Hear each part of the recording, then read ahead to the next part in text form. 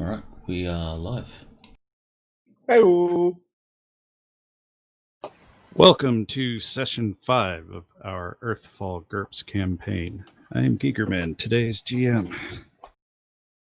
Feeling somewhat more ready than usual, Still, that's bad. but not 100%. Do we have any business to take care of before we begin?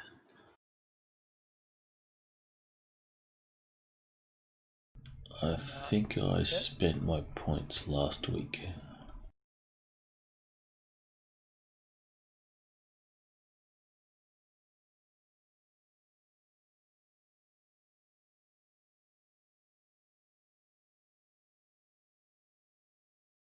Alright, take that as a no. We need to do the thing, and that thing,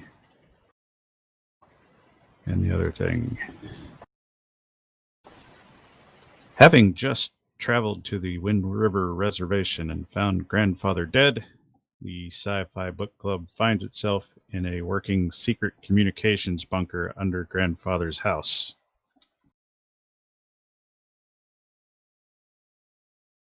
That's not a communications bunker. It sort of looks like one. That's a space station.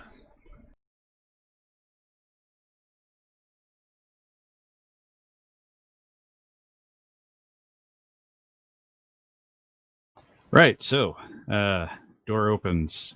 The room is revealed. And I'm going to close the door and say there's nothing there. All right, Open so it. ice cream? Open it again, and there is indeed nothing there. No, It was I'm all your gonna- imagination. I'm going to go investigate. I didn't realize he was such a hardcore gamer. Okay, first thing you notice is that it has electricity somehow. And it's written by British because it's like using an S for authorized. That's not there. Ignore that. It's on the picture. Now there's Ignore an that. X on the floor. We should dig there. I know, right? Mm-hmm. I was about to say the same thing. Let's see. I need to check something. Not you. A little bit you.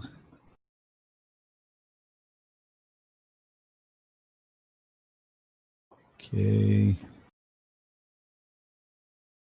So it looks like, yeah, everybody but Reese apparently is looking around at. Well, Reese will probably see some of this too. So as you're looking around at the electronics in this room, they look weird. And Reese at least can tell that doesn't look right. Those of you with actual skill in electronic operations, most of you communications, are looking at that and going, there's all this neon almost. It almost looks like a damn one of those gaming rigs with all the neon crap inside.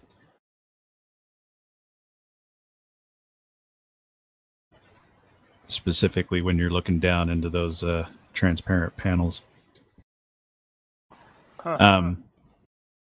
You can make an electronic ops roll. More accurately, I can attempt to try. I have an 11. You guys can try. You guys aren't super great Nope. at it. If you get a good roll. Are we talking electronic ops or are we talking computer ops? Well, I have computer operations. wow. I don't have electronic operations. I could live with computer ops. That probably qualifies. And I still would have failed. Nope. Oh. Failed in both cases. Extremely in the other one. I touch the keyboard and it starts sparking. That's appropriate. The one guy who isn't trained. I know how to Oh, use a if we're computer. Well, doing he's trained in that. computers. I'm Nope. trying to think of It's the how he same- would No, it isn't. how he would arrive at that.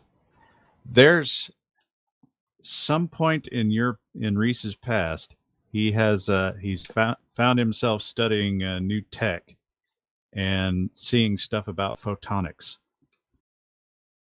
and finds himself wondering if maybe that's what's going on here. It was an ex-girlfriend. I was completely bored while waiting for a inmate to be processed, and so there was a Wired magazine on the table, and I just started reading it because it was the only thing there. And now I sound smarter than I really am by saying, I wonder if this is that photonic stuff. I have no idea what you're talking about. I don't either. I'm just saying, it's that photonic stuff. As you walk into the room, John looks over toward the screens and sees his own face pop up on it. Hey, there's And my face. a bunch What's of up with that? text around it, and it is some language you do not recognize. The Well, script, at least. considering I speak 2 languages, that's probably not a big surprise. you've seen a lot of different alphabets. I mean, he's been in the Middle East, so he's seen Arabic. He's seen probably seen Hebrew scripts. This looks similar, but doesn't look like them. Well, that's weird. And as you guys are sort of talking, also it bleeps a little bit and says English language recognized. Switching to English. Yes, please.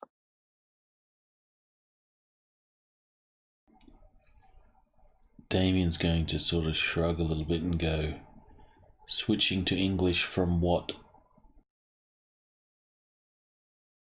Mirukebe. And we're like, What?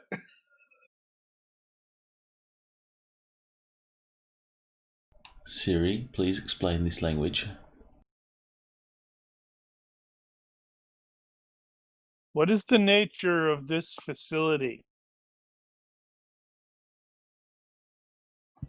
There is a I'm sorry, Dave. I cannot allow you. Great.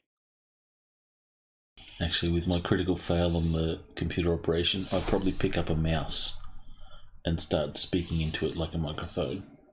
computer.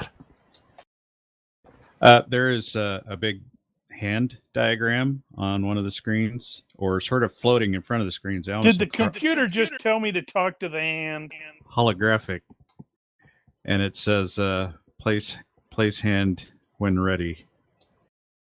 Okay.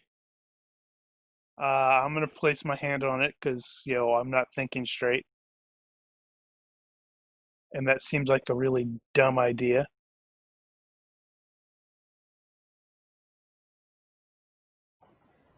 In one of the screens, it switches to a view of the room behind you, and into focus in that screen you see grandfather. Although he looks a little odd there because he's not Alive? got, well, aside from that, he's not got the Not usual dead? stoop, and he's moving more quickly. I knew he was lying every time he refused to take the trash out because he was too old. He sits down in front of the screen, and this is definitely holographic, so you can definitely see a 3-dimensional display here. And he starts speaking in a language you don't recognize. Says a few things, and then switches and says, "We have little time, so I must be brief." And of course, now he's not speaking with his usual accent either. Says, "If you're seeing this recording, then I am most likely dead.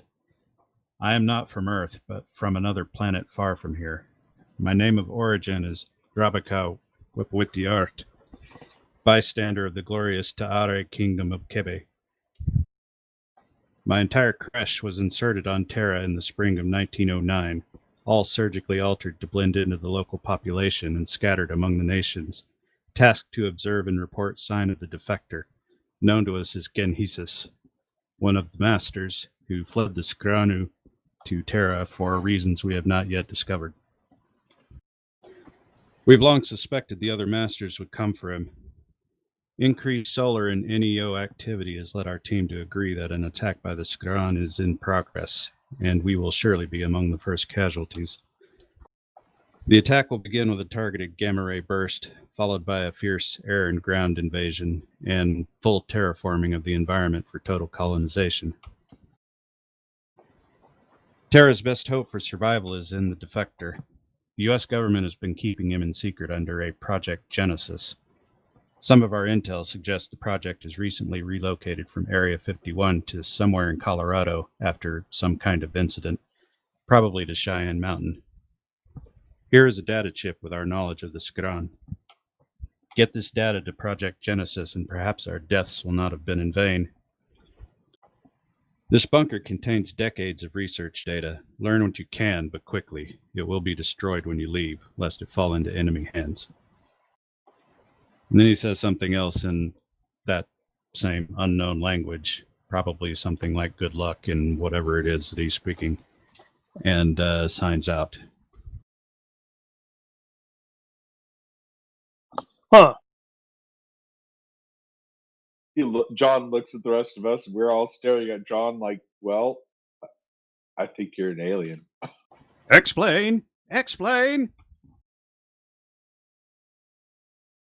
I don't know if I might you've. be part alien. I don't know if you guys have seen the meme where Obi-Wan and Luke are with R2 looking at the "Help Me, Obi-Wan Kenobi, You're My Only Hope" hologram, but it's actually a pole dancer, and then there's just these silent looks between each other. That's what Damien's doing at the moment. Just, like weird looks. Not pole dancing. But it's not pole dancing. Well, where's this data chip thing? It's sitting right in front of you. Sort of right where he left it in the video. Is it USB? If it's not USB, we might have some trouble with it. It's some kind of format you're not familiar with, although it's kind of like, what the hell is it called for the phones? USB-C? Lightning? RJ45? I have no idea what you just said. PS2? It's something very high tech. SCSI. Not SCSI. Okay, I know that one. computer. Tell us how to kill the bugs. Wait, did we call them Scron? I think we called them Scron. Bugs. So rather than go through about 2 hours worth of exposition, I'll break down some of the bits of information you're going to be able to get here. Shoot them often and with high-powered ammo. So you get that there are at least dozens of others of these alien people who appear to all be dead. He had been in contact with them, and that they are referred to as bystanders. Some of what you get there is a family tree, including, and with that family tree, you discover that grandfather is actually great-great-grandfather, and he's well over 110 years old. Was. You get data on the alien menace. You can take the expert skill alien menace if you choose at one point, and that goes for anybody who's actually in here helping study.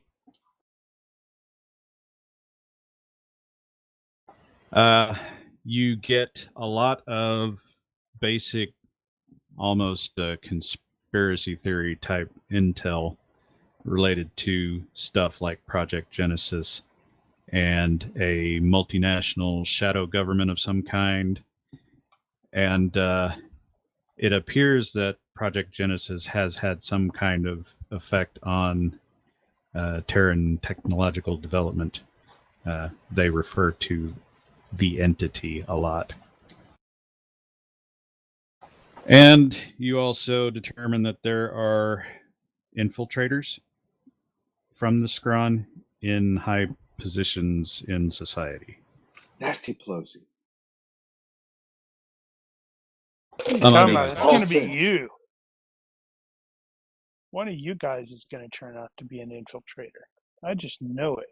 We all stare at each other, then we all stare at Jules. What? I have something on my face? And then we all look to Woola. Woola's like, oof. And then Woola says, "It's not me." and then what's even more amusing is none of us, it doesn't bother us that Woola talk for a while, and then we're all like, wait. Let's go, Reese.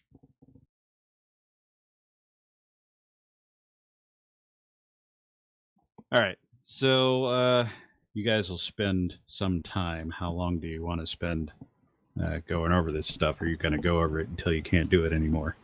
I'm impulsive and curious. I want to go over every single thing in this room. You may break things. I'm pretty curious That myself. is a price I am willing to pay. Is there weaponry or armament that might be available to us in this bunker? You don't see anything that strikes you as weaponry or armor. Which makes sense if they were just here as observers. In fact, as you guys go over the equipment here, you feel like this is probably locally sourced. Like somebody came in here and probably built this stuff from scratch.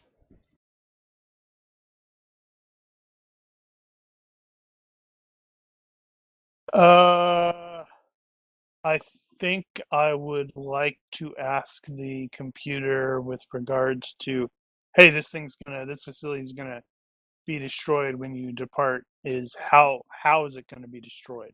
Because I don't want any of the other cousins to be potentially injured.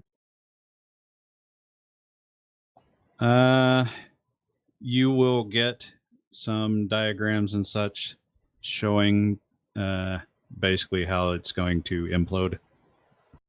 Something to do with the reactor meltdown, that sort of thing. It doesn't say that it's going to blow up like in a 100-mile radius or anything like that, so it's not normal text, so you don't fully understand what the hell is going on with it, but it says it's basically all just going to fall in on itself and melt.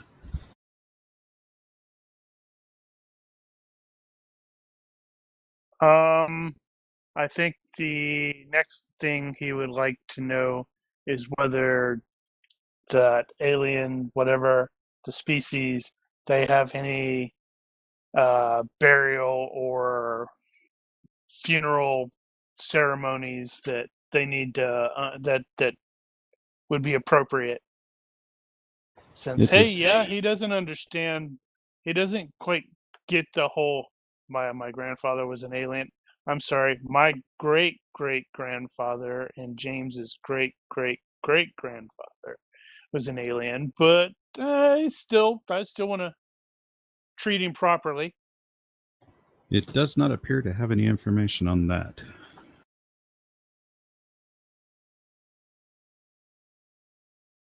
Well, bollocks. So I guess we need to. Speaking of funerary arrangements, you noticed that the corpse, although covered, Woola would go up to it and basically greatly dislike what he smells up there and retreats. Not not dissimilar to how he behaves around John. Huh. Well, I think I know why Willa doesn't like you. It's because he's a jerk, She. and he might yeah, that doesn't help Mike. I resemble that remark. And the dog might be an alien infiltrator. No, Willa's not an infiltrator, are you, girl? No, no, no. Okay, so I guess with this sort of in mind, I kind of want to go to this Cheyenne Mountain thing. Well, it seems like our best chance. We still need. How far away is that from where we're at? Another It's question a long is, damn way. what is our timeline? I mean, how long do we have before this place is uninhabitable by humans if they keep up? That's the That's a good question. Yeah, how long is the terraforming going to last? I vote we don't try to find out. I'm asking the computer. I answer anyway. Let's see. It should have some information in that regard. I would say it'll be multiple years before the process is fully complete.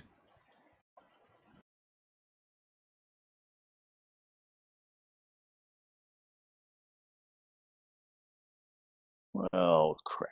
Okay, so right. So, how do we proceed with this? We probably still need to go over to Jackson and try to get some guns, but now we're less enthusiastic about, or at least John's less enthusiastic about going back to Cody. Well, here's another question: is it possible to copy that data so if any one of us makes it to where to Cheyenne, we can get the data to where it needs to go? Computer, how do I copy this data? I'm sorry, Dave. I cannot. Why do you keep calling me Dave? Why does she keep calling you Dave? Place OSD in the D drive. I'm totally looking for a D drive. Yeah, you don't know how the hell he organizes this crap.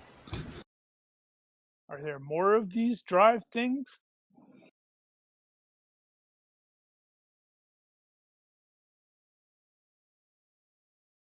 Where's the F1, the help for dummies?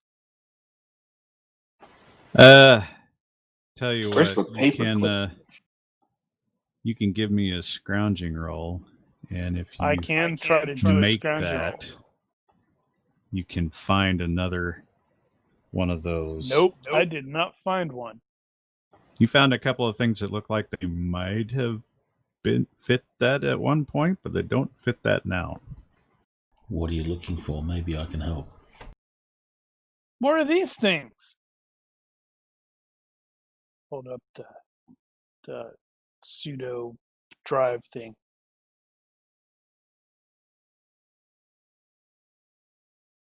I can try to search for them. Oh, you mean one of these? There's a whole box of them over here. You were totally sitting on the box.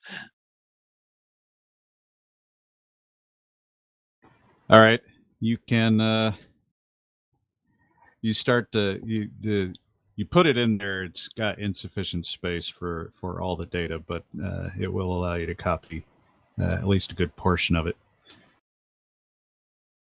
And you could probably get a handful of them and make multiple copies of some of the data. So Yep. yeah, you could spread it around the group and maybe survive if one of you gets lost.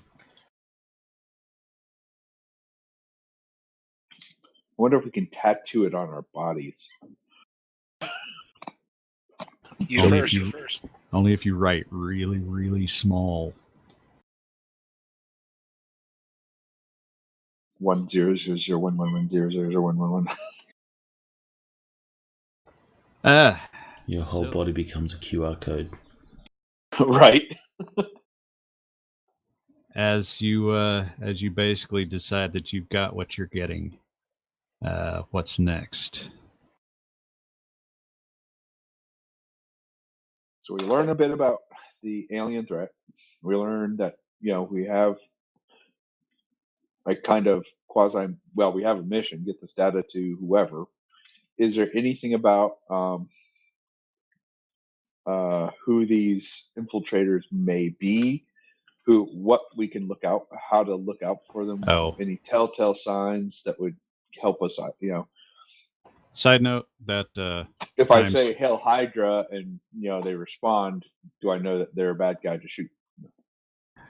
Side note, the timestamp on that recording was noon on Friday. I'm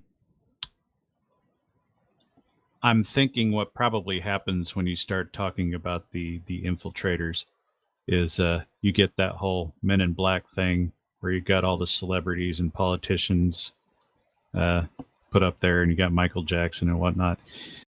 It's probably something like that.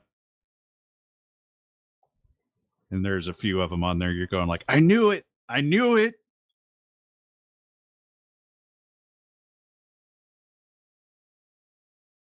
But I don't have any specifics for you at this point.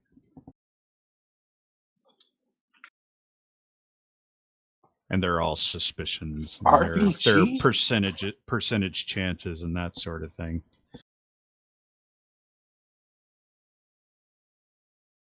I knew Betty White was one. Keith Richards. Who'd have thought? Did that?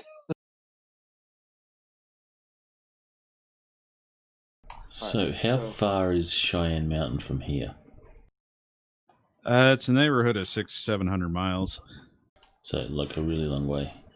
It's going to be a while. Then Damien says, if we're going to go to Cheyenne Mountain, then there's something I'd like to pick up from my place first. Buffalo's probably what, an hour's drive away? Probably a couple from here.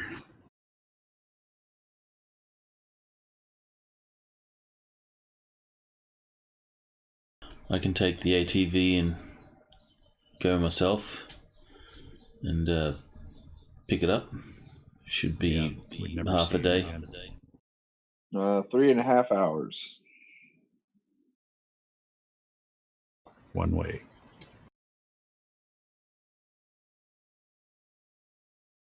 Then that puts us on I-25, which gives us a more straight line path into Colorado.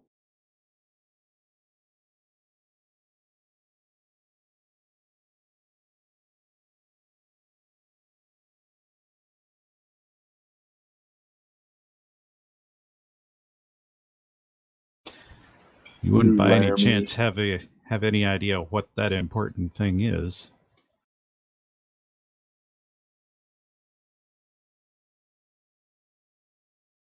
It's a MacGuffin. It's in a briefcase. When I open the briefcase, it glows. And we never get to see the camera angle on it. We always go third person for some reason.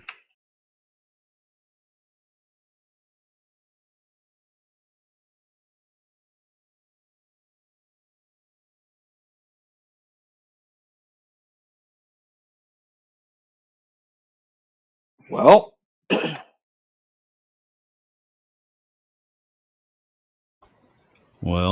Shane's like, well, if we're going that direction, we should probably hit up Jackson first if we're still going that way.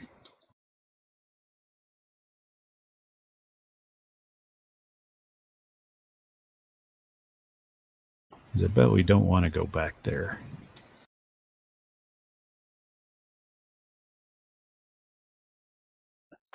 Okay, I'm back. Well, so if Buffalo is the opposite direction of Jackson. Yep. Why are we talking about going to Jackson? That's where all the gun stash is. No, I mean Buffalo. Sorry. Damien has something he really wants to grab there before we move along. It's 3.5 hours. And it's still Northeast. undefined what that thing is.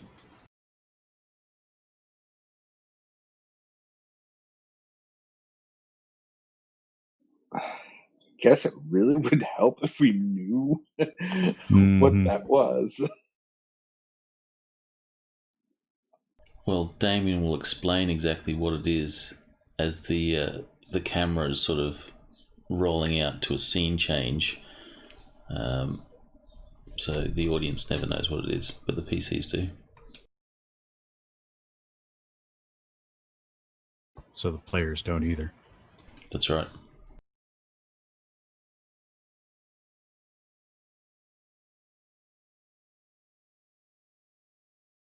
I don't even know where Buffalo is.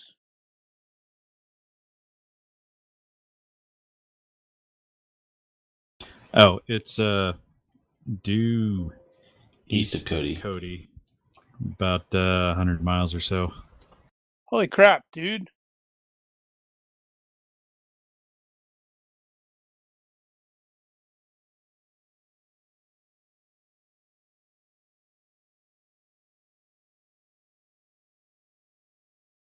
Well, at least we know the path from here to Thermopylae is clear.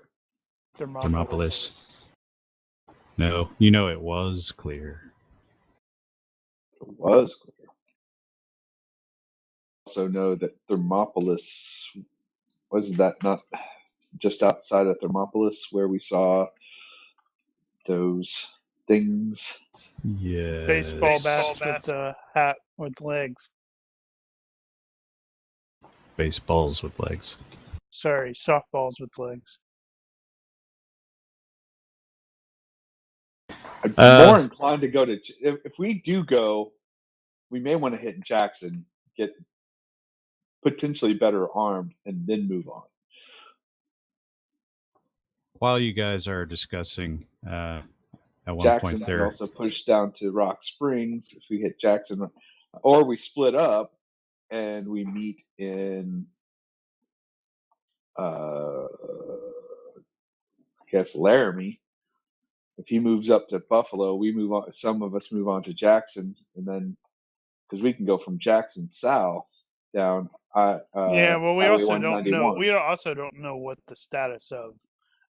Actually, that's something we can maybe try to find out via the computer. Is the status of the larger cities and such like that. Oh, good call. Yeah, does this have can this reach out and touch things and maybe And the GM's like, crap.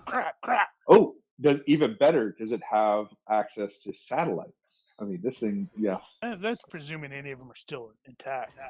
no. Well, even weather satellites might be helpful to see what's going on. Captain Button has a great point in the thing. It's like split the party so one side can be replaced by duplicates. Ooh, Yeah. No, you don't have any sort of sensor data or any satellite linkages post the initial event. Ooh, but does any of those show any kind of trajectories of potential attack locations? Like, if we see a streak heading to Cheyenne, can we also look to see if there are streaks heading to like Denver? Well, we know Denver's all goofed up. No, it didn't track any of that. There's no tracking data for that sort of thing. And I am right. Denver was reported as being all jacked up. There was a report that Denver was hit. We can't go straight south from Buffalo through Fort Collins and stuff because we'd be going straight through bad guy territory. So that puts us on a path through back roads through Denver using Highway 40 and State Road 9. Oh my God! Going all the way back behind. There's no way I'm going to be able to have you guys on Highway 40 and not be thinking of the damn Brack song.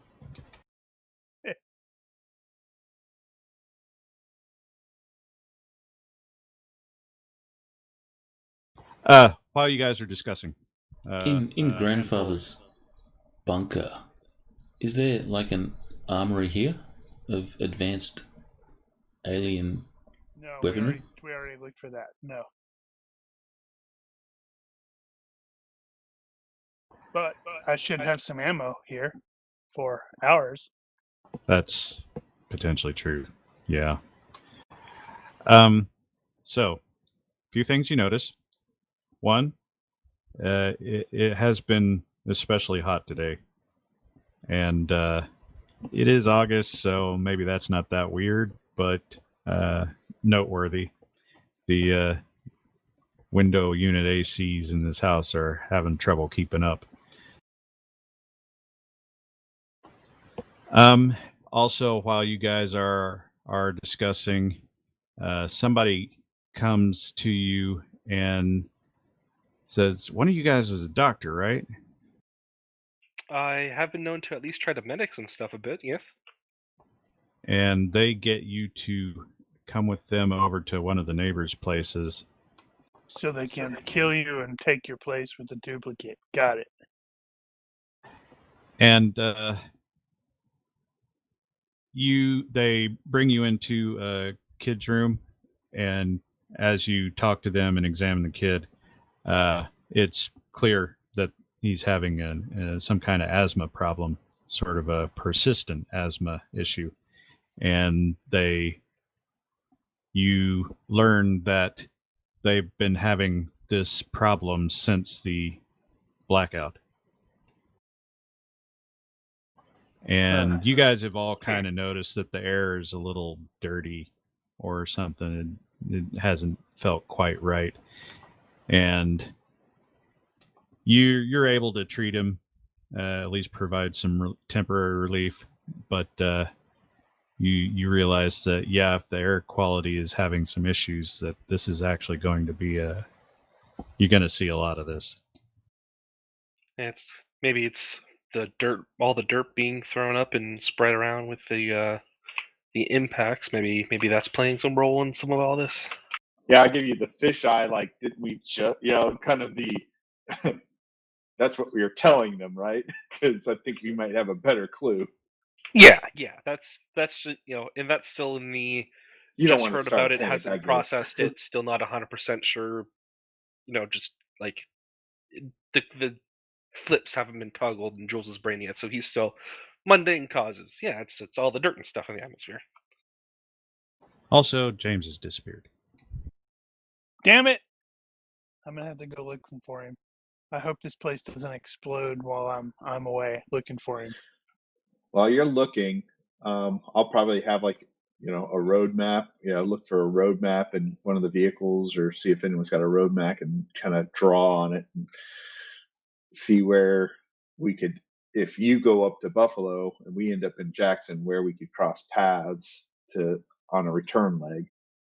Shane's going to be looking over your shoulder there and sort of give you the location of where that house is, where the bunker is. It doesn't take John too terribly long to circle the house and hear a familiar tink sound just over the rise. And you find James is out there at the edge of the property. He's got his favorite baseball bat, and he's just whacking rocks. Need to let me know when you're gonna run off and get into trouble.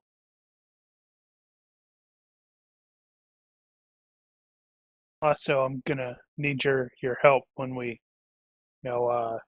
lay grandfather to rest.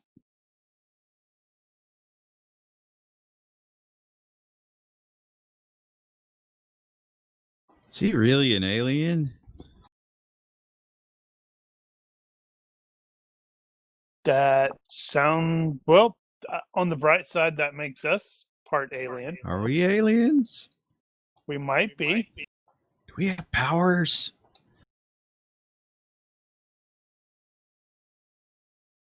Not that I'm aware of. It doesn't mean we don't. I'm gonna try to shoot web. It does nothing. Just makes you look weird. Have you noticed any things you need to tell me about powers?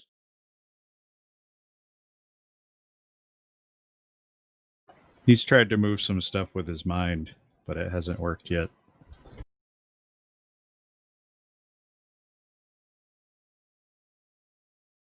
Well, I'll make him a deal that, if he develops powers, I'll support him. If I develop powers, I'll try to teach him how to develop them too.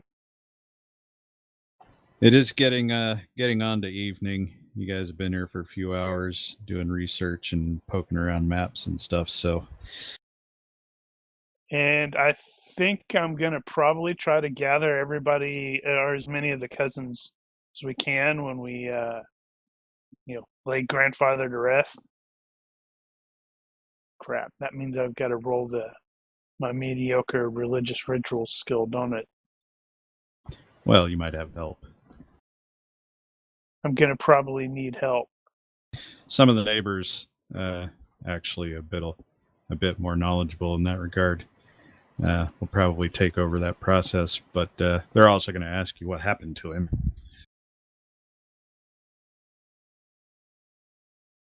None of them even knew he was dead. Although they're not terribly surprised. He's impulsive. He's not going to think of it. He's going to tell them the flat-out truth. Apparently, he was an alien.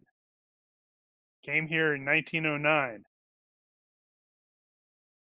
What? You don't look like you believe me. Here, come with me, and I can show you the thing.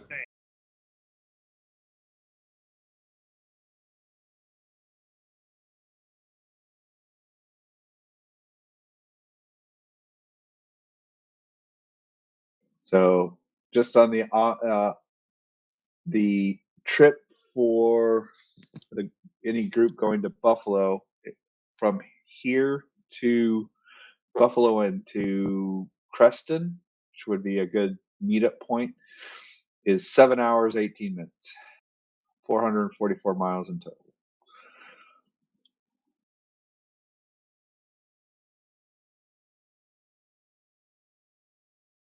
And I'm posting these images into Discord, by the way. Which I don't have open.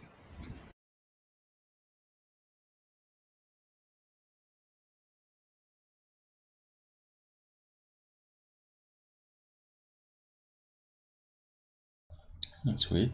My Discord wasn't beeping. Wait, why are we having to have a meetup? Are we sending Brian off by himself? I'm sorry, not Brian. Damien off by himself? If we do split up so we can cover more ground, that could be that's just one option. You realize if you send Damien off by himself, you're never going to see him again. Well, we might. Actually, we won't, because the next time we see him, he's going to have been replaced by a fake Damien. This is true. What do we actually hope to get from Jacksonville, other than guns? Guns. It's not Jacksonville. Guns. Jacksonville's in Florida. Or Jackson. What Shane has said about the place was that it's a survival bunker meant to survive like multiple years. Completely autonomous. So there's not just guns there, but supplies for a long time. Question: where is the nearest military base? That's going to be outside of Cheyenne. No, that's the bigger Air Force base. There are actually a lot of Air Force installations in Wyoming, but they're all missile bases. Sweet. In fact, the one in Cheyenne is mostly missile related, apparently. So is Cheyenne down there where Cheyenne Mountain's at? No, Cheyenne is at the southeast corner of Wyoming. So it's not on the way, depending, but it is a lot closer to Cheyenne Mountain. I can tell you Fort Collins hosts some really interesting stuff. Which one's Fort Collins? Just south of Cheyenne. It's right. I think I looked at that one. That one's. It's not necessarily. Here, I'll text you. PM you. Wash mentioned Fort Carson as being the most viable infantry army base. That's south of Denver. It's actually right next to Cheyenne Mountain. They're in the same metro area, I guess. And there's also Fort Lewis in Washington, but that one's close enough to Seattle. You may not want to go there. Depends on how paranoid you are about what actually happened. Yeah, because I'd really like to be able to reach out to. I wonder if that's something else the computer can identify. Anybody in the actual the military chain of command that we can reach out to that the bystanders were aware of. Bystanders, interesting.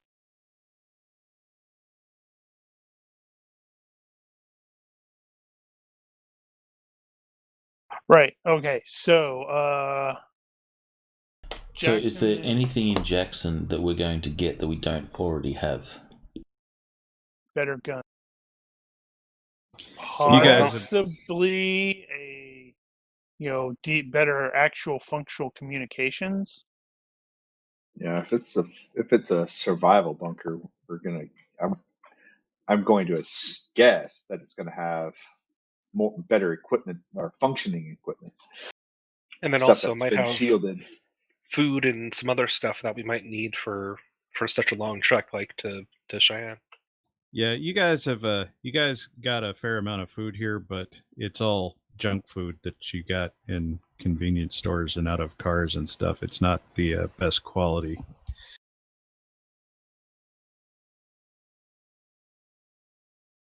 I mean, this could be a single Aside day from trip raiding a military, overall. that's probably the closest thing you get to raiding a military base. I mean, without everything actually went raiding a military perfectly. base. In a perfect world, this whole endeavor would take us a little over a day, or a little over 24 hours. I mean, us to Jacksonville and back to is only like 9 hours, and then 9 hours. Jackson. Jacksonville's in Florida. I know. It Brian's is got me really all difficult confused. not to say that. Maybe if you say Jackson Hole.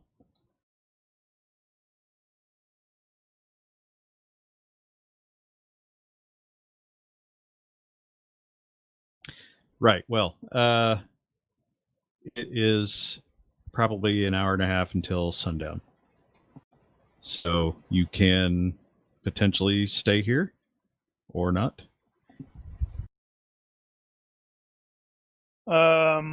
I would at least I think would probably want to stay here for overnight. Study what we can. Study what we can, sleep. I've got at least a funeral rite to attend. You need to lock those tokens, the token scale on the Wyoming roadmap, Daniel. I've thought about that, but I don't think I want to because they'll be either too big or too little, depending on how zoomed in you are.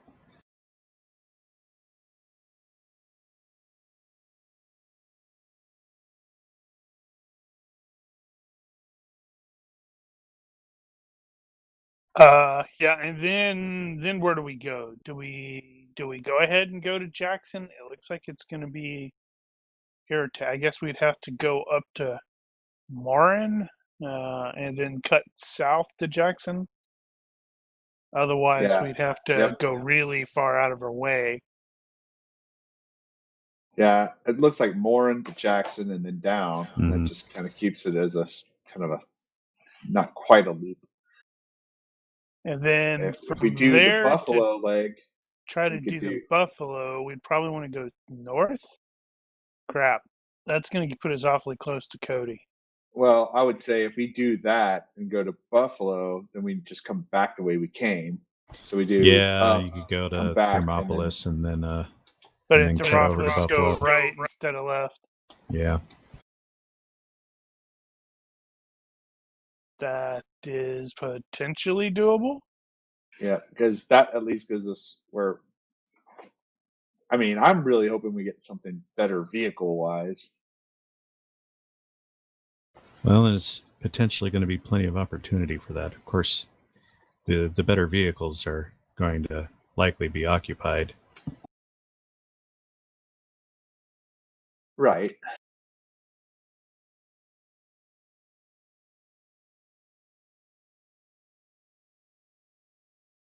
All right. So, Jackson, Buffalo, Cheyenne Mountain, is that the plan? Think so? Until conditions events dictate says otherwise. yes. So be it.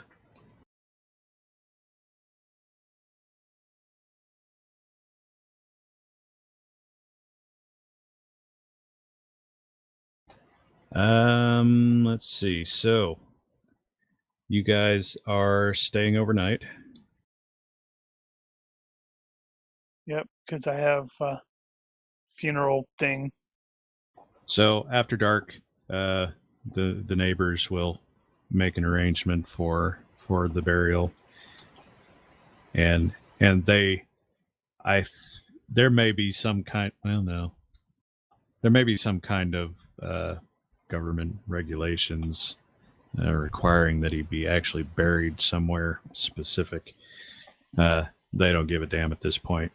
Say everybody else can go to hell now. Yeah, it might not apply to him anyway if he was an alien. Yeah, he's here without papers if that's the case. So it'll be a somber Actually, moment, he might predate those laws. So he'd be grandfathered in.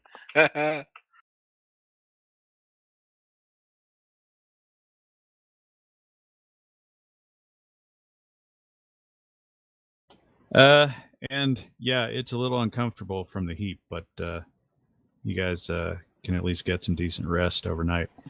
When are you going to close the door on the bunker?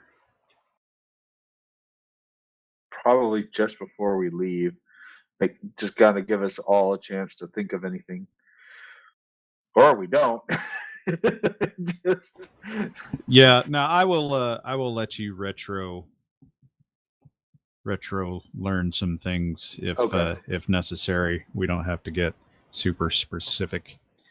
Well, I would think we'd probably, for those of us who can sleep or aren't, everyone's kind of doing their own little study here and there. And then right before we all look at each other, do yep, it's time. Close we all step outside while John closes the bunker for one last time just before we roll away. Does anyone have electronics repair communications? Because we could probably rip out transmitters and receivers and stuff from this place. Except what tech level? Yeah, I don't do repair. I was good at breaking things. I just use it.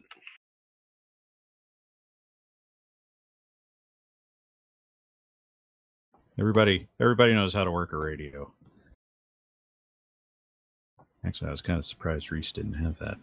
So repair defaults to operation at -3, if I recall. Something like that.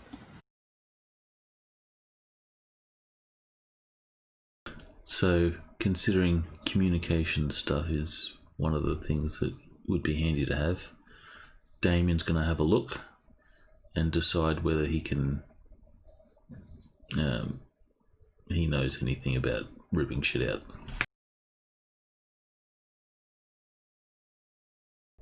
And no, he's struggling to even use it. He'll open up a side panel and just look at it and then go. He looks at all the No. neon shit and goes, I don't know what that is.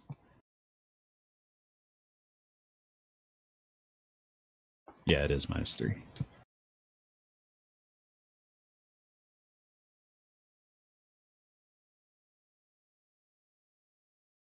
And yeah, it's sort of hybrid tech level 8, 9. So it's using tech level 8 materials in a tech level 9 fashion.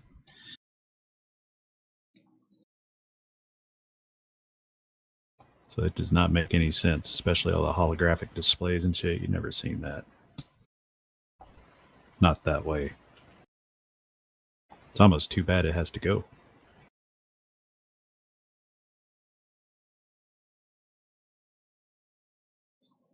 All right. So with that,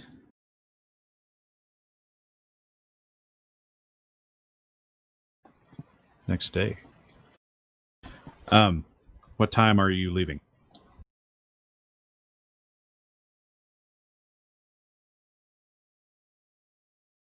Sun up, I imagine. Yeah, probably sun up as early as we can. All right.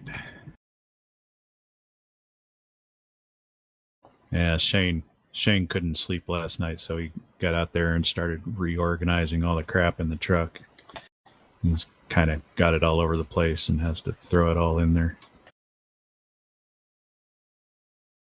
The neighbors come out to see you off. Say, Quick question regarding ammunition and such like that. well, as it happens, the neighbors were going to come around and say, "Hey, we got some ammo if you need it if you're going out," and I'll let you guys top off a couple of mags at least. That's good. So between the neighbors and the stuff that you had on hand already, you guys will be okay. So back to 6 full mags. Couple of mags. Well, I have 4 remaining. 2. Then yes. I have 1.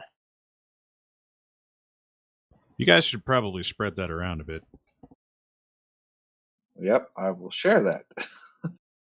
I will give you 3. Well, I'll give you 2. Wait, you have 1. I'll give you 3. That gives you 4 and gives me 3. Wait. James. I'll give you 2. James No, I'll give you that. That probably works. James did not want to get up this morning, and he's especially whiny.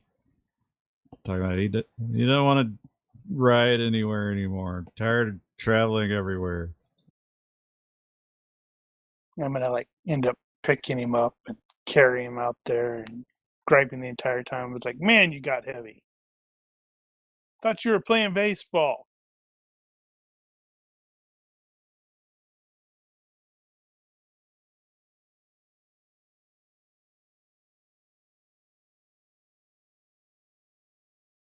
All right.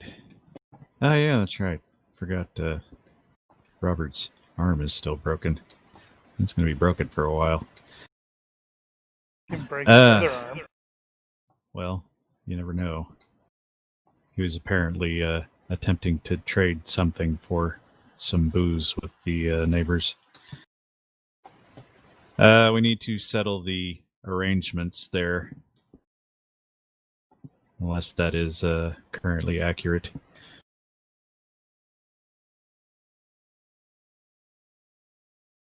I see no reason why it wouldn't be accurate. Pretty good to me. Unless somebody wants to ride on the ride bitch with Chandler.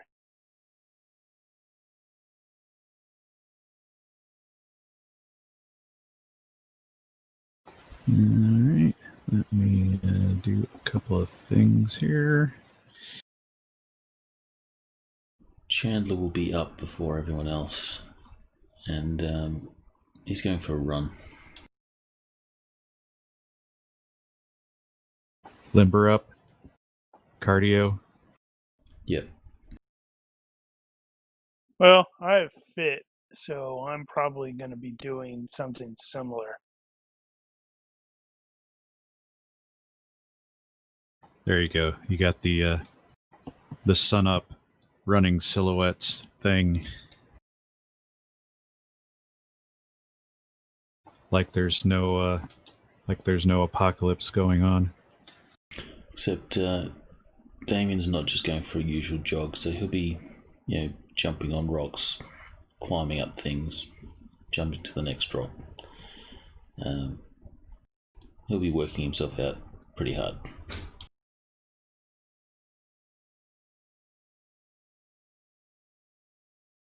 He's shouting parkour every time he does that. Don't you? He doesn't have the acrobatics for parkour, but he has the climbing and all that stuff.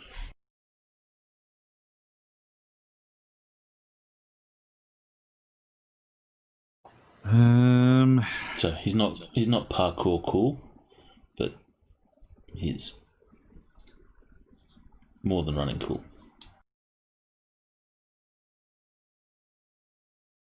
All right. Well, you guys get everything packed up in the morning. The other than the ammo, the neighbors didn't have a whole lot to give you, but you can at least refill water bottles and that sort of thing. And they're like, yeah, there hasn't been a delivery in Arapahoe in the city since the blackout, so chances are they don't have anything left. We're probably going to have to start organizing hunting parties and get back to the old ways. Yep. We'll survive like we always have. Watch out for bugs. Giant bugs with guns and cybernetics. Yeah, I'll give them all the watch out for these. These are your new threats. And jumping baseballs. Jumping Yeah. baseballs. Your hand still hurts.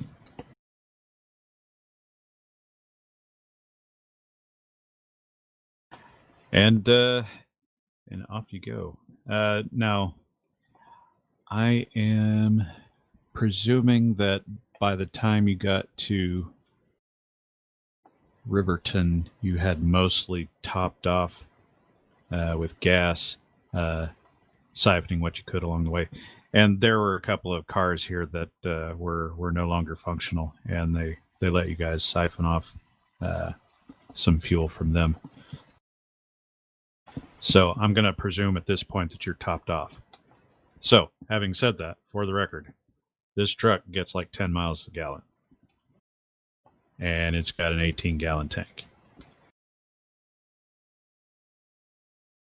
Now, you guys had a couple of jerry cans, and those are 10 gallons each. And we will also presume that those are full for the sake of ease of use. Which means you have about 380 miles of range. It's 100 miles to Morin. Every time we see a car, we will siphon it. 100 miles to Morin, another 43 miles to Jackson. So Yeah, I've got 174 to Jackson from here. because the mile markers on the it doesn't include that makes about sense because 34 miles plus 100 34 plus 100 plus 43, that's 177 miles. Yep. So one full tank. And if you guys wanted to drive slower, you could, and potentially improve your mileage if you were looking to save gas. But for the time being, I'm going to assume standard highway speeds, because then the time matches up to Google Earth. And I don't have to do any math.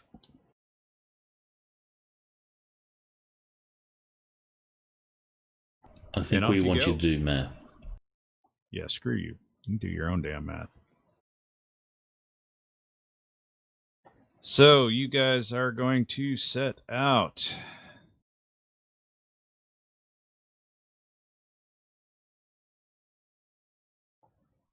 And you're on some back roads. And you turn. It's very scenic. It is very pretty, but you guys are kind of used to this because you live here. So it doesn't really register. And you are headed in the general direction of Fort Washakie when you spot ahead of you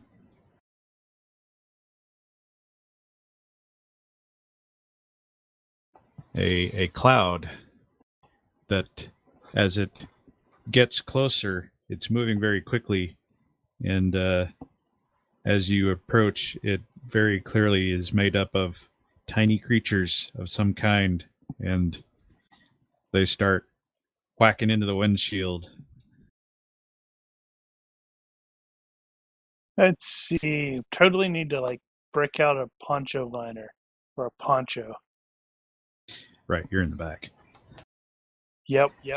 Yeah, so everybody in the And back Damien's is kind of getting exposed. smacked in the face. Damien looks like Jim Carrey in Me, myself, and Irene. Catching bugs in his teeth.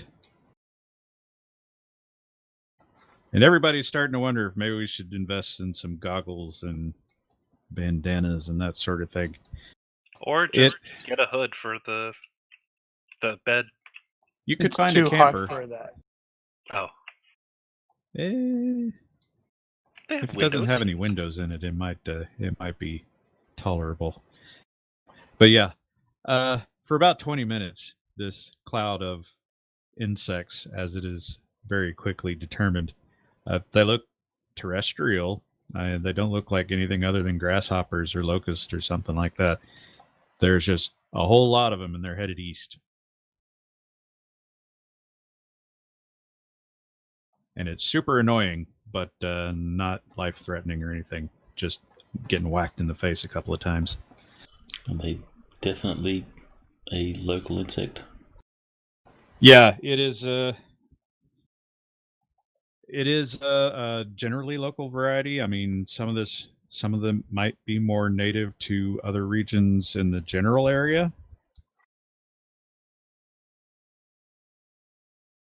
Don't know how zoomed in on the bugs he might be in that case, but they're all pretty normal looking to him. And they taste normal?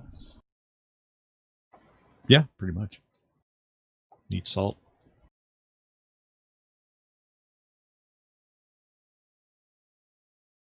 Legs get stuck in the teeth. What is not normal is them all congregating like this. Watch out Because, for rivers of blood. Well, at this point, Damien is assuming that nothing is really normal anymore.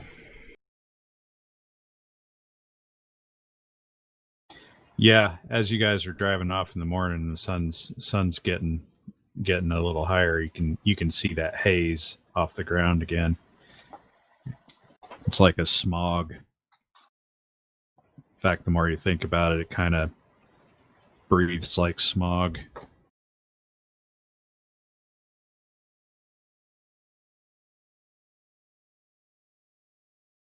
A little bit later, you pass through Fort Washakie. There's not a whole lot here. There doesn't look to be like a whole lot of there. It's population 1750, so it's actually a little more than Arapahoe. And really, this is kind of an extended Riverton, I think. Like this is the last little satellite suburb of Riverton or something.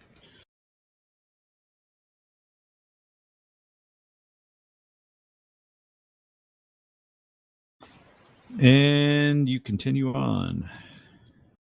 We continue on. driving. A little bit later, you arrive at Crowheart. Crowheart, you know to be basically the last stop before you enter Yellowstone proper. And this is barely a town at all. It's like a population of 150. So that's almost the whole thing right there, probably.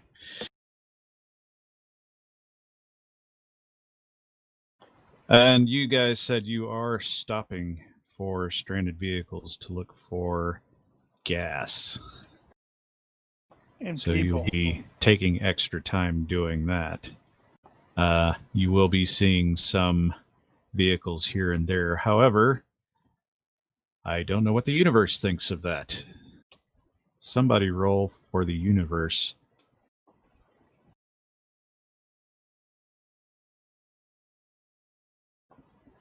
It does not care.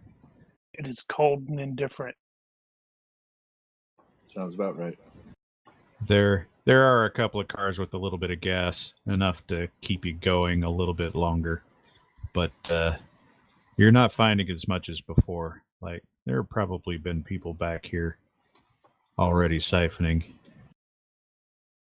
And it's starting to settle in now that the longer this goes on, the less you're going to find.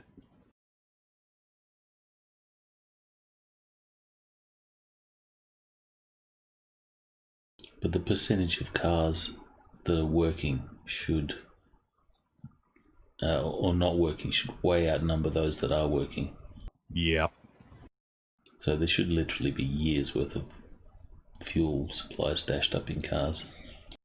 Yeah, except you're in a not very well populated part of the country, so there's the traffic is not very high. If you were in New York or something like that, and you have cars everywhere, you'd have gas forever. You could still siphon fuel out of pumps too. Yeah. You know, No, there are ways to do it if you're savvy and desperate enough. Savvy and or desperate enough, I should say. If actually, with a vehicle and Damien's mechanical knowledge, would he be able to rig up or like jury rig a car's alternator to a gas station pump?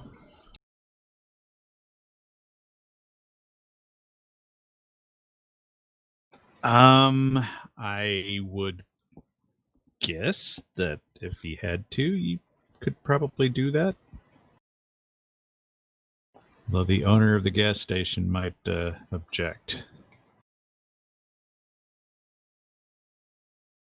If the owner of the gas station's still hanging around. It's possible. They might have gone somewhere, but where are they going to go? Probably home. I doubt he'd be turning up to work every day. Well, he might just live in the house behind. But you know that you're familiar enough with the general Yellowstone area, that once you get into the national park, there are not going to be a whole lot of gas stations, if any. Speaking of which, you enter the greater Yellowstone area. It'd be nicer if they weren't so desperate. Could be a vacation. Probably not.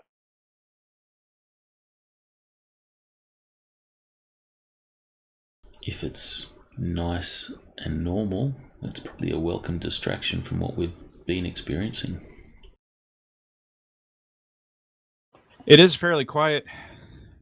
Yeah, and this whole time traffic has been much easier because, everybody's sitting still.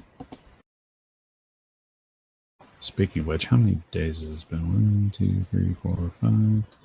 I think if you haven't done it already, John is probably out of the 1/3 radiation points by now. So he's no longer suffering penalties. Right. FYI.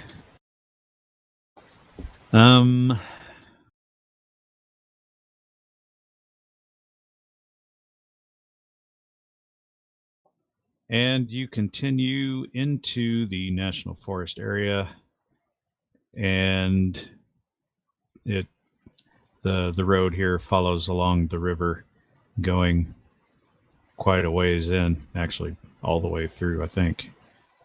The next big town you're going to reach is Dubois, but you've got a while before you get there. And in the distance ahead, you see at a river Dubois, crossing. Really? It's not Dubois. Yeah, I looked it up. They pronounce it Dubois. I sometimes worry about us. Well, to be fair, it is spelled Dubois. I stopped trying.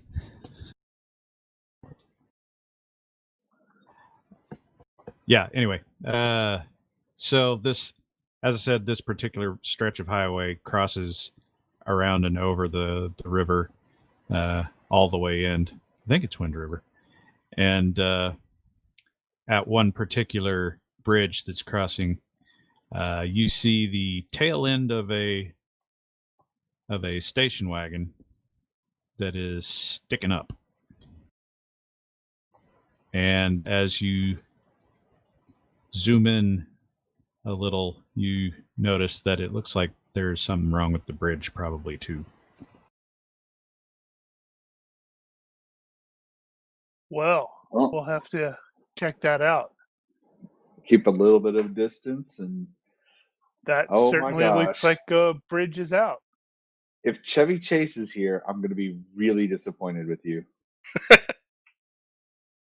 I really did think of that. That is a really old station wagon, too. It is a really old station wagon. Is there a dog's leash attached to the back of that car that runs off without a dog attached? No, there is not. Maybe. The markings of a chair that may or may not have been attached to the roof at some time. It does look like there's movement inside. Well, unsling the weapon and slowly move up and see what we've got to deal with here. How close are you going to get? Well, cautiously. Not to make you paranoid. Well, right? How close you get? Well, now that you say it that way, probably. Yeah, yeah, it will be on. I'm not parked. I'm probably parked back a little ways, and then probably walk up from. Well, yeah.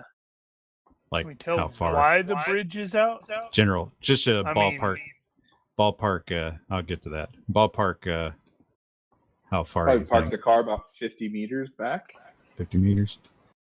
And then we'll walk up 50 meters but not on the concrete. Because I don't think that bridge is going to flow out. But I want a bit of distance if I have to run. What about Damien? You gonna keep over there with the truck? Damien will stay back. He will keep the ATV running just in case he has to drive forward really fast. Or run away really fast.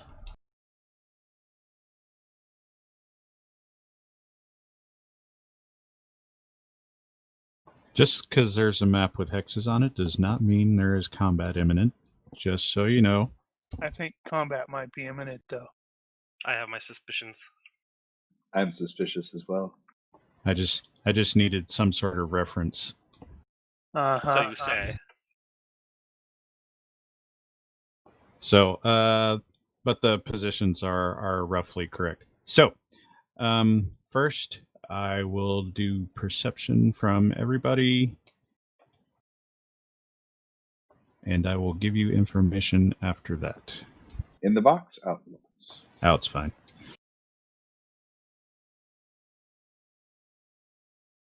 Wow. Damien with the 16, and he's still trying to fail. It's because he's holding back. He can't get a clear view.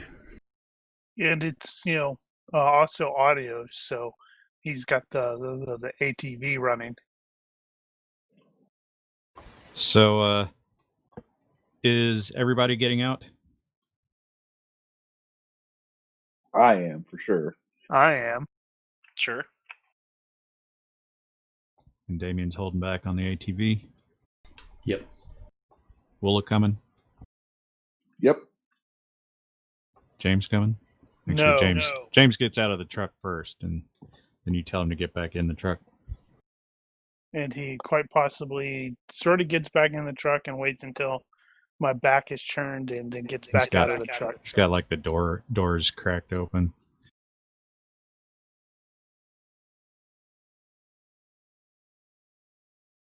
As you guys are approaching, Jules does happen to see a familiar mechanical device off to one side of said bridge, like over there. Hey guys.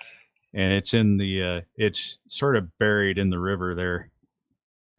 And judging from the angle, it looks like it probably hit the bridge and broke it.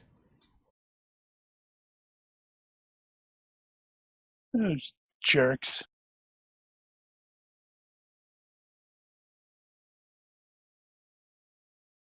Weapons. But you don't see anything else around. Right. Well, need to check out the station wagon to see if there's any people in it. As you guys continue to close the distance, whoever was in the station wagon, somebody, starts yelling back at you, says, "Help! We're stuck. We're falling in."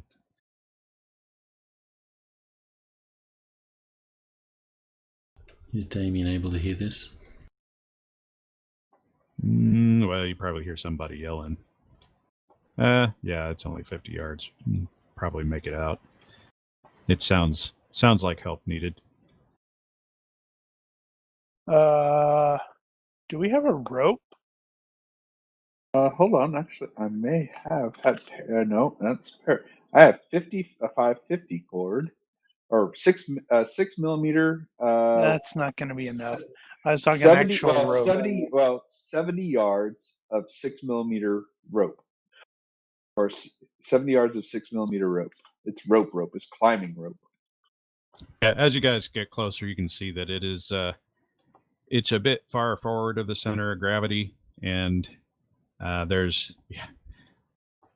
you can tell that it's a little too far forward for somebody to crawl back into the back of it and tip it back over. So it would have to be pulled out. Well, no, that's the other one. Never mind. I was about to say we got a ranch truck, but that was the other one which we left. Right. How accurate is the image of the car on the bridge? So the fall is like really small. Oh, well, it is significant enough that if it goes into the water, it's going to be a problem, and it's probably going to do some damage to whoever's inside if it falls off. But it's not a straight drop either. So if you're referring to the previous image with the station wagon on it, then that's probably pretty close.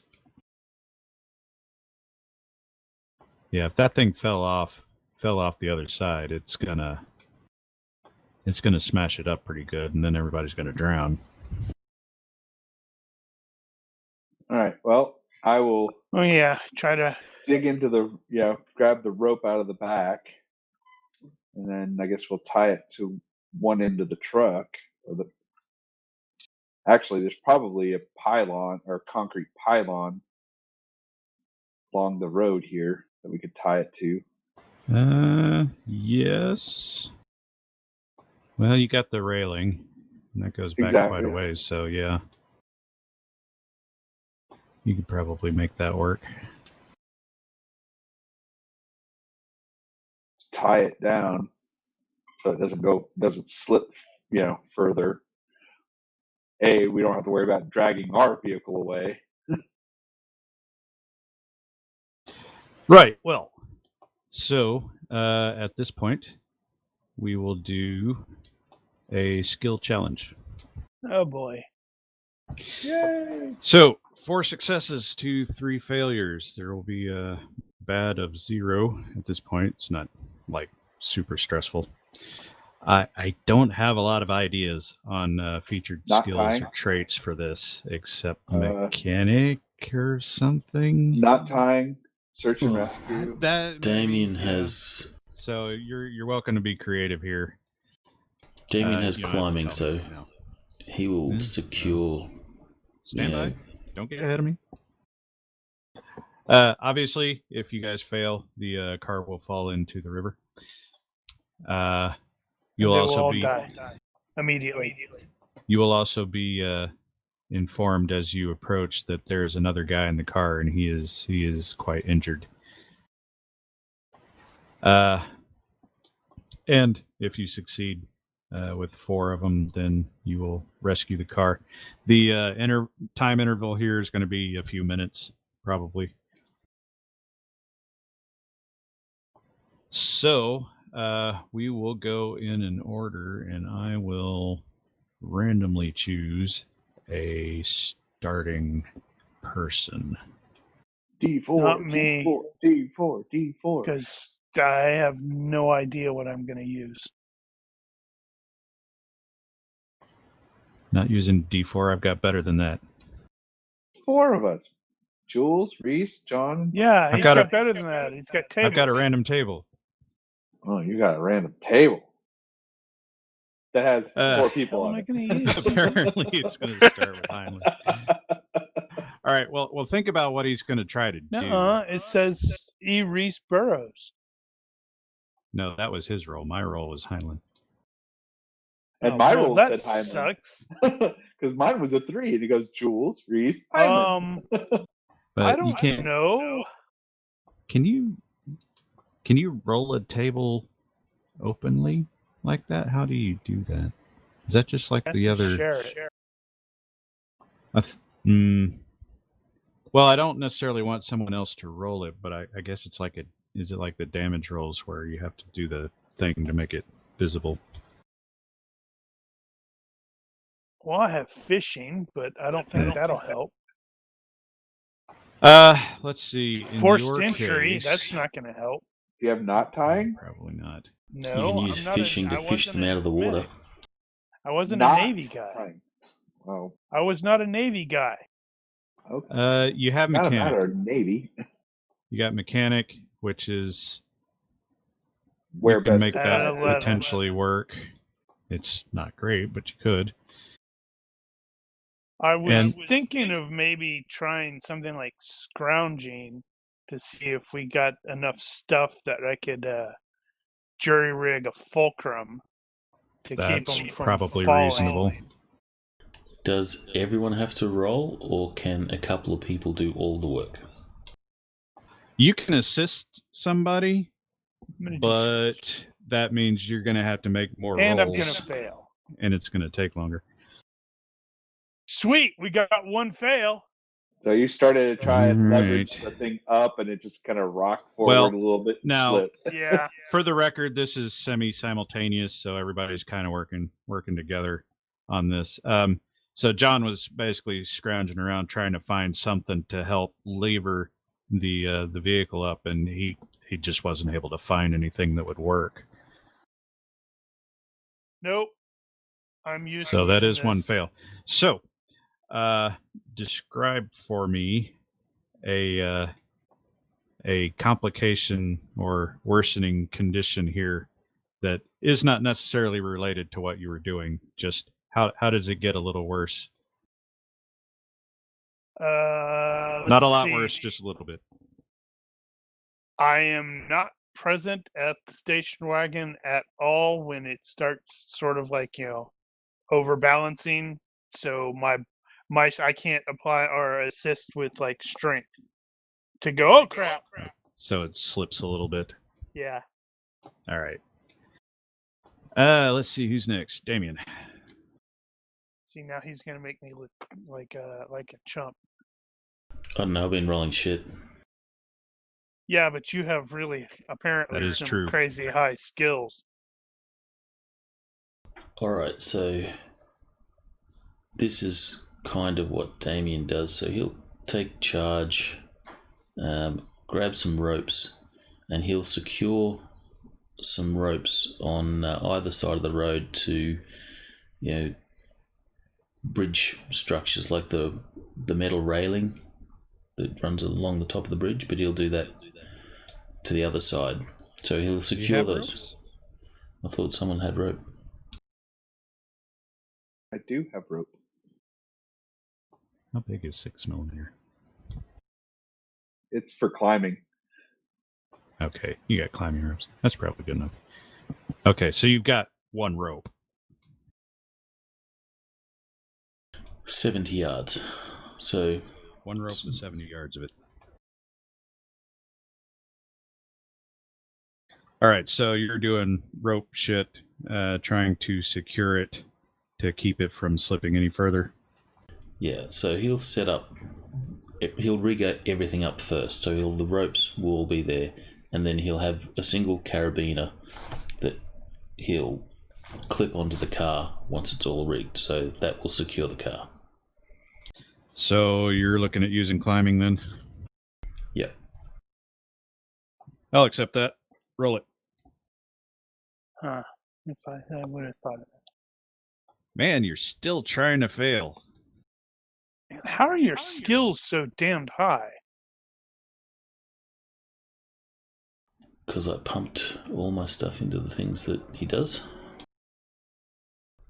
In this case, I think climbing.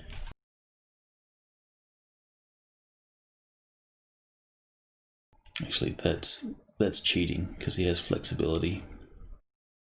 That's true. What's the That bonus gives on plus that? 3. So still a success, just not as big a one.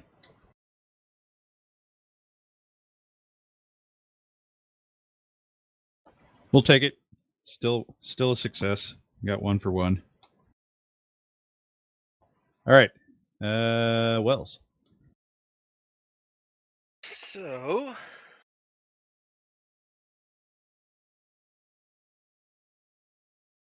yeah, I've been Could have looking just down my skill stabilized list, the guy and I just inside. don't have a whole lot that I think would really apply. Think about I think about what think he would do as a reaction. How is he going to try to help get the car back? he or would. whatever. He would. So it would definitely relate to the people themselves. First, giving them first aid and trying to look them over, I don't think would help right now. And so, where I've sort of settled on is perhaps a psychology check to try to keep them calm and prevent them from upsetting the balance while we're trying to stabilize the car. I don't know. However, Well, you could assume that the car is stabilized. It's not going to fall. So now you could use first it did aid. just slip a little. But then use first aid. So climb in first aid to move the guy without killing him. I tell you what I will do, though. I think you could potentially use physician, or would it be diagnosis? I call it physician for the sake. You could use physician to sort of talk the one guy through describing the injuries and potentially keeping the other guy from deteriorating before you guys can actually get to it. Therefore, you're delaying the inevitable, which could help. Yeah. So we'll call it that. All right, 2 successes. You will learn through this process that the other guy, whose name is Tom, older fellow, he has probably some cracked ribs. Actually, as you talk through it, you determine that he's probably got cracked ribs. and that he's having some difficulty breathing. And so you walk the guy through trying to get him in a more comfortable position so that he will not expire while you're in the middle of trying to extract the vehicle. All right, so 2-1. Reese, you're up.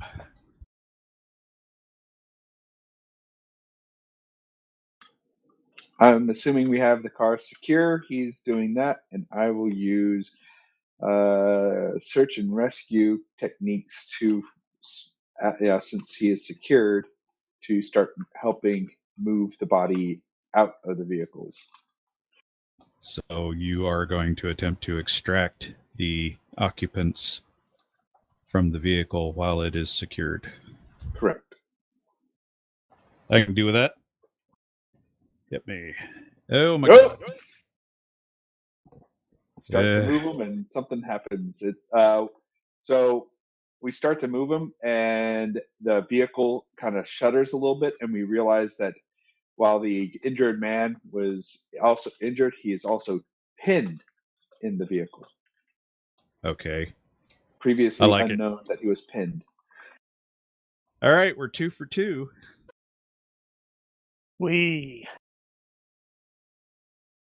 Crap, that means it's back to me.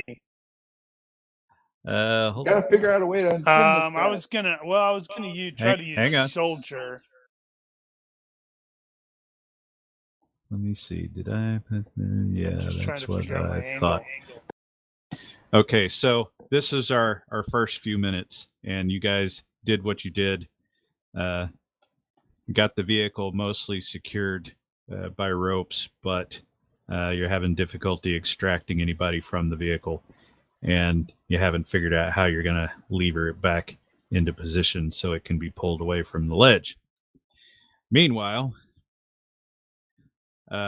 Reese specifically is going to notice that Woola is roughing at something. He does not like something that's coming behind.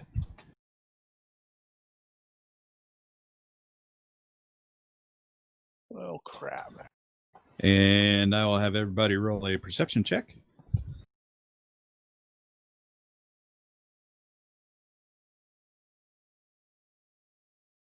Currently, I'm dealing with this person.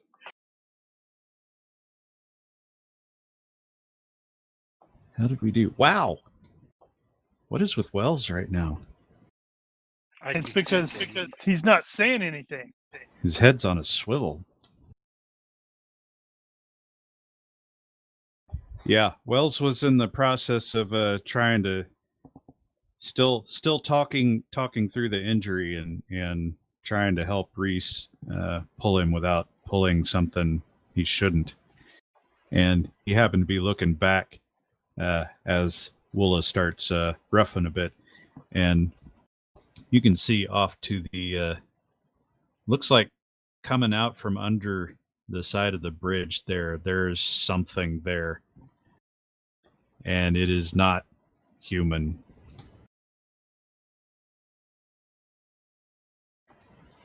In fact, it looks a little more like something like that. Aww.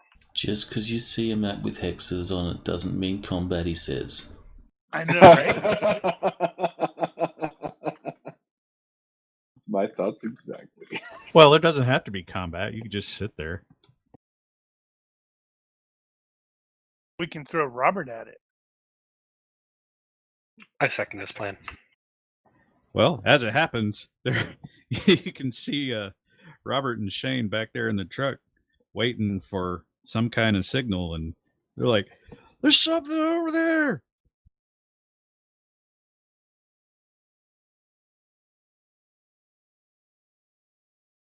Huh. I don't think John's going to continue to assist with the car thing.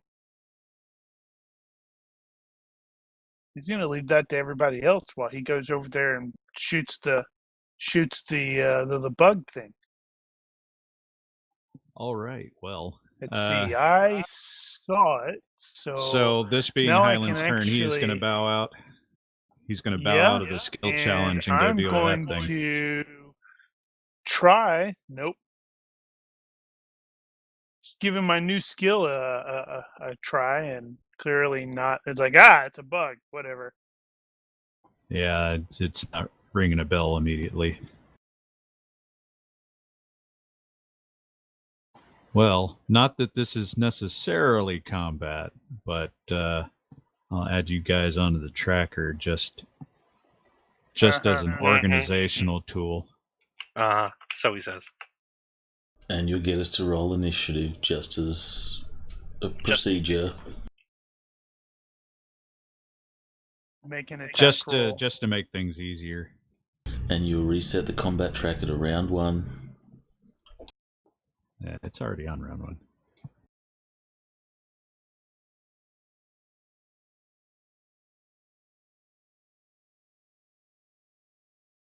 Interesting. Are you not running the latest version of the rule set? Why do you ask? The stuff doesn't line up. This stuff doesn't line up. Basic speed and all that. Oh. Oh, you updated yesterday. Yeah, but that wasn't that, was it? Yeah, no.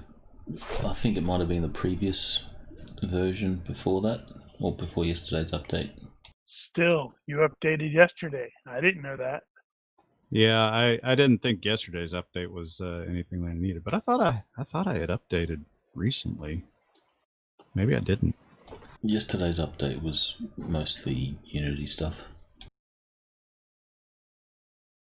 Okay, we're gonna call it there. So, as I said, the quote unquote rounds here are going to be a few minutes. So if we can just deal with the, I won't go so far as to call it combat. Even though it's combat. And get that part out of the way before we get back to the skill challenge. But since Heinlein is making the first move here, we will start with him. Well, it's going to be really easy because he's going to be aiming at the alien menace. I thought you might. Since I sadly don't have Gunslinger.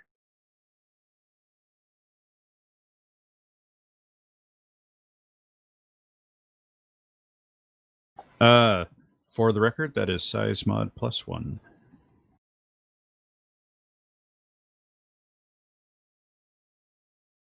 And don't bother targeting locations because you have no idea what's what.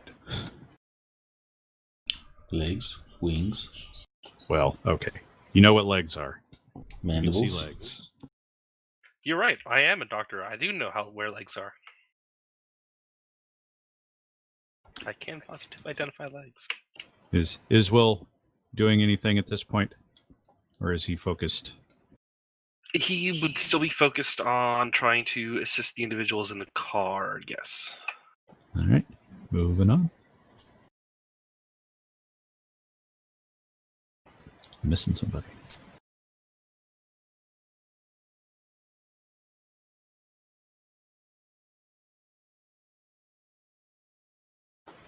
Will is woof. The thing over there is in the process of crawling over the railing, and it looks heavy. It's about the size of a tiger or a small bear or something like that. Great.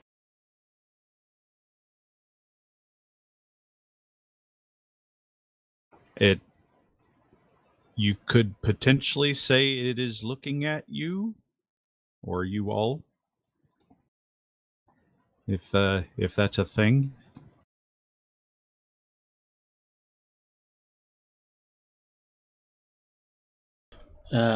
So Damien's going to say no rapid movements. It might have poor vision.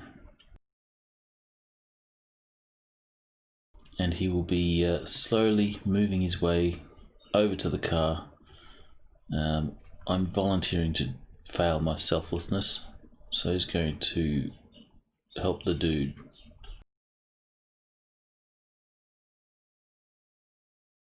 Okay, well, if you're moving slowly, you're doing 1 hex around, so that works. Okay, that's 1 hex. How did you do on that climbing roll before? That was pretty close. So, yeah, you don't know how confident you are in whether or not that rope is going to hold.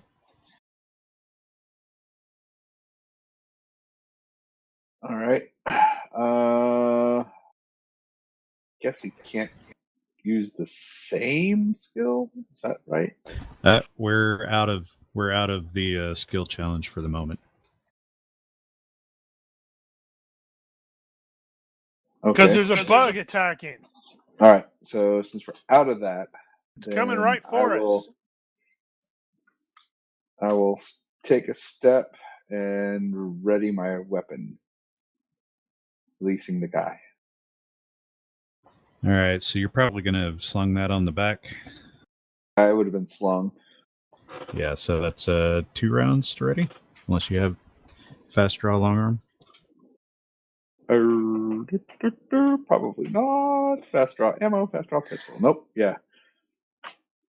So You're working it out. Well, you got a second. Also, Woola is there, and he is focused on it.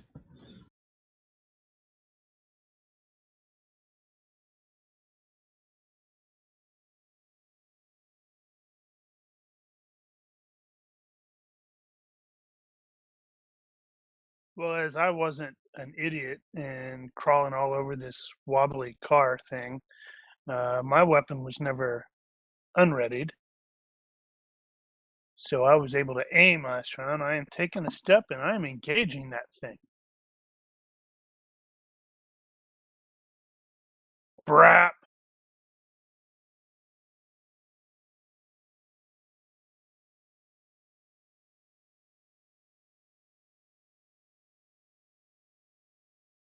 All right.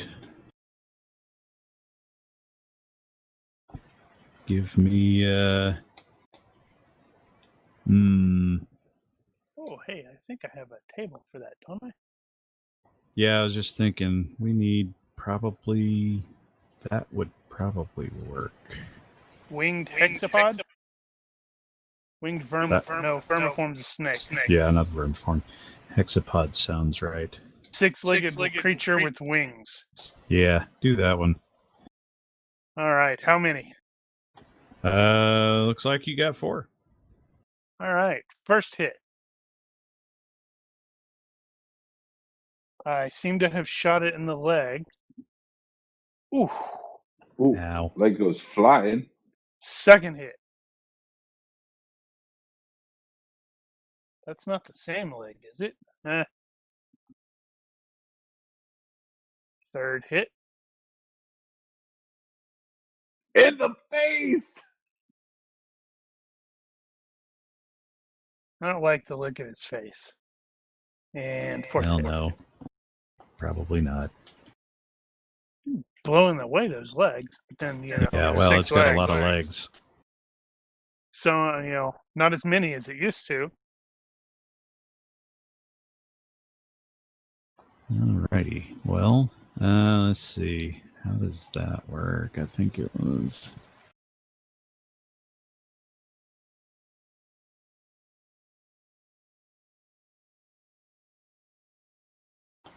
Okay.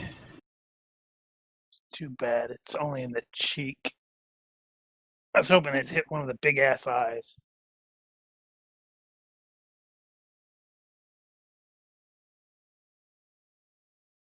Oh, I need to hurt. Where's the thing? Over there. No, not there. No, it's over here. Wow. That was unexpected. All right. Well, the thing. So as it's crawling over, you open up full auto on this thing and just only did 5 rounds. Okay. Well,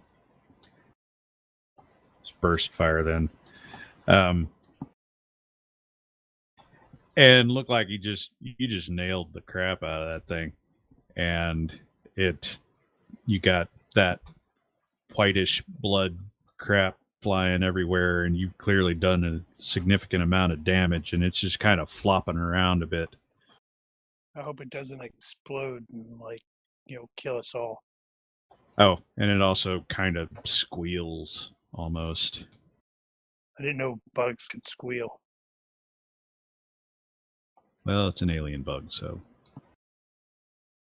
Pity I can't record that. I could make some pleasant music about bugs squealing.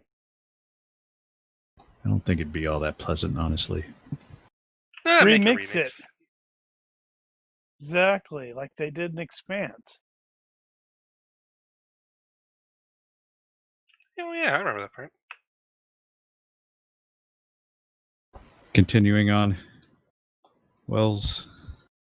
Yep, still going to assist. Essentially, just gonna be, whoa, hey, calm down. Sure, it's fine. I trust these guys. They can take care of it. And if they What can't, the hell they'll is let us that? know. So it's totally fine. Just don't worry about it.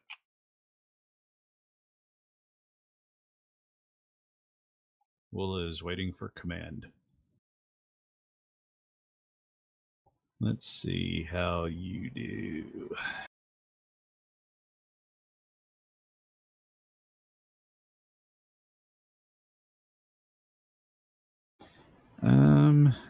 I think at this point, yeah, so it's gonna basically flop forward a little bit.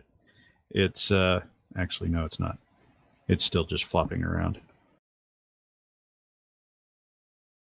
Stand by. Get my mechanics straight. Okay. Get your mechanics straight. So it was flopping around a bit. It manages to get what feet it has left under it and is attempting to stabilize.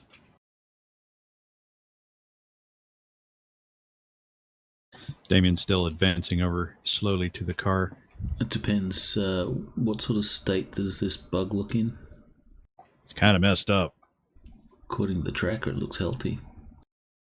Yeah, well, the tracker lies. Missing like half its legs. Then Damien will move a little bit faster. So like a hex and a half.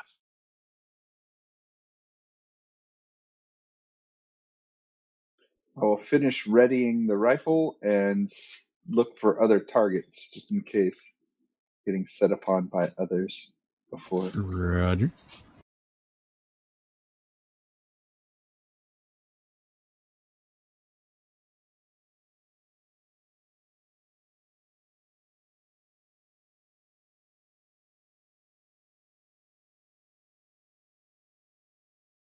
Advance. Advance. I am stepping and aiming.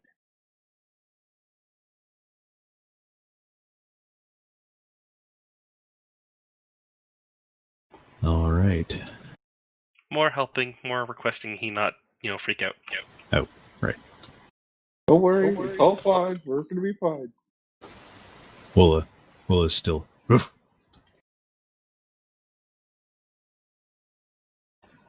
So this thing had finally gotten some feet under it, and it is attempting to move forward. However, it is very clumsy at this point.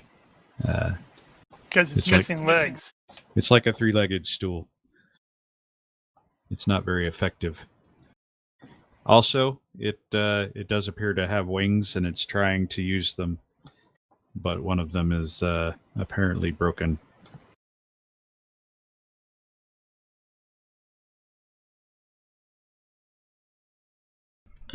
So given that Damien will be behind the car next turn, he will crouch and move faster.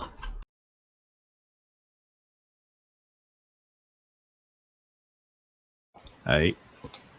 And he'll get to the door. Or maneuver to the door as well as he can.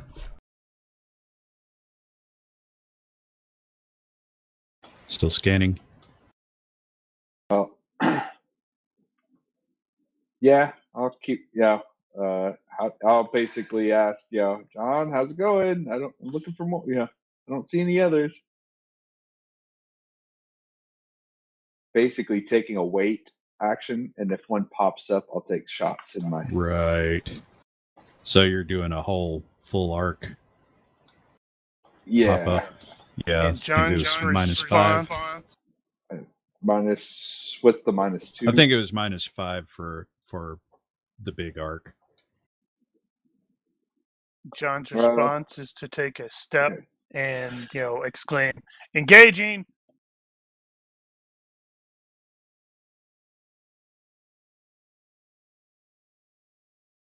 Well, at this point, if it was something that could dodge gunfire, it is not in a position to do it very effectively. And you hit it a bunch again. I think I shot another leg.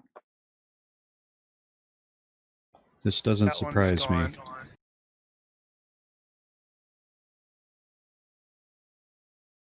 Wow, another leg.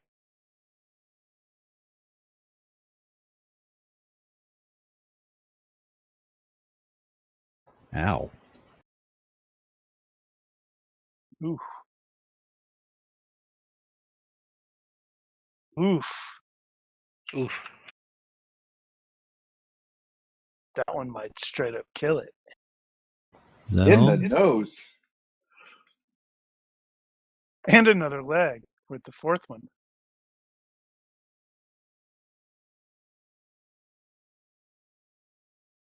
Well, your second burst is going to tear That is a skull attack, yeah, because this is piercing damage. Your second burst tears it up quite a lot, and it flops around. I was going to say it sort of flops head first into the asphalt and kind of twitches a little bit. I think it might be dead. See, they took care of it, just like I said. It is dead, right? You sure? Or is it just mostly dead but still slightly alive and gonna come back? How sure can you really be?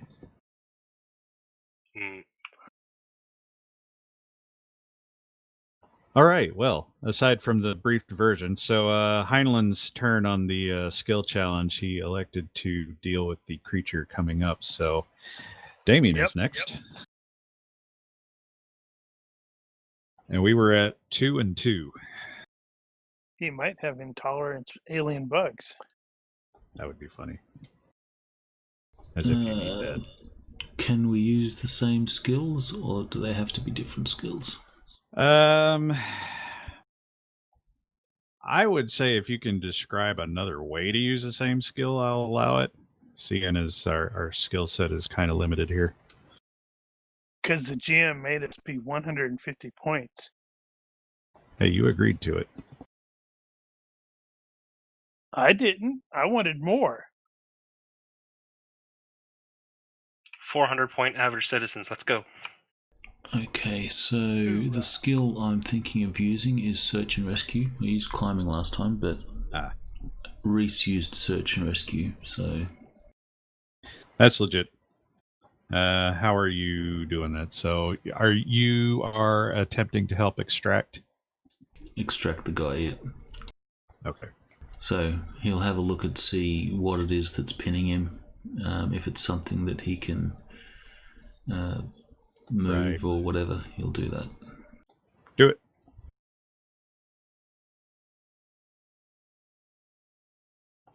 Three to 1. 3 to 2. Excuse me. I'm glad it's not relying on me right now. Wells. Nope, it's Woola's turn. Back to the skill challenge now. So it looks like Damien is in the process of actually extracting the injured guy. Now, if you're feeling froggy, you can just go over there and help him, but that means somebody else is going to have to make that last roll. I think that might be the best bet. I don't have really any skills that would be valuable, I think, so. Or you Oh, can just good assist. Lord. You can just assist Reese, actually, if you You're want to. useless. We're gonna throw you in the river.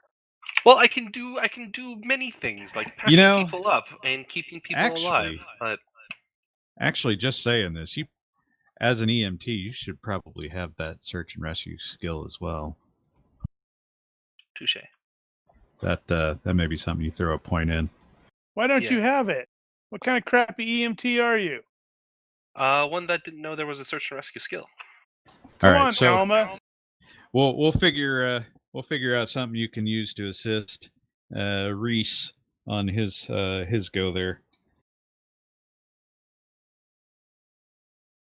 Here's hoping you don't make it worse.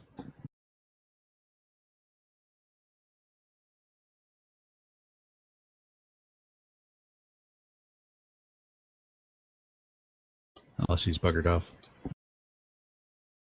I'm here. Is it my turn? Well, it looks Yeah. like he was typing. I thought he was going to give me a skill boost.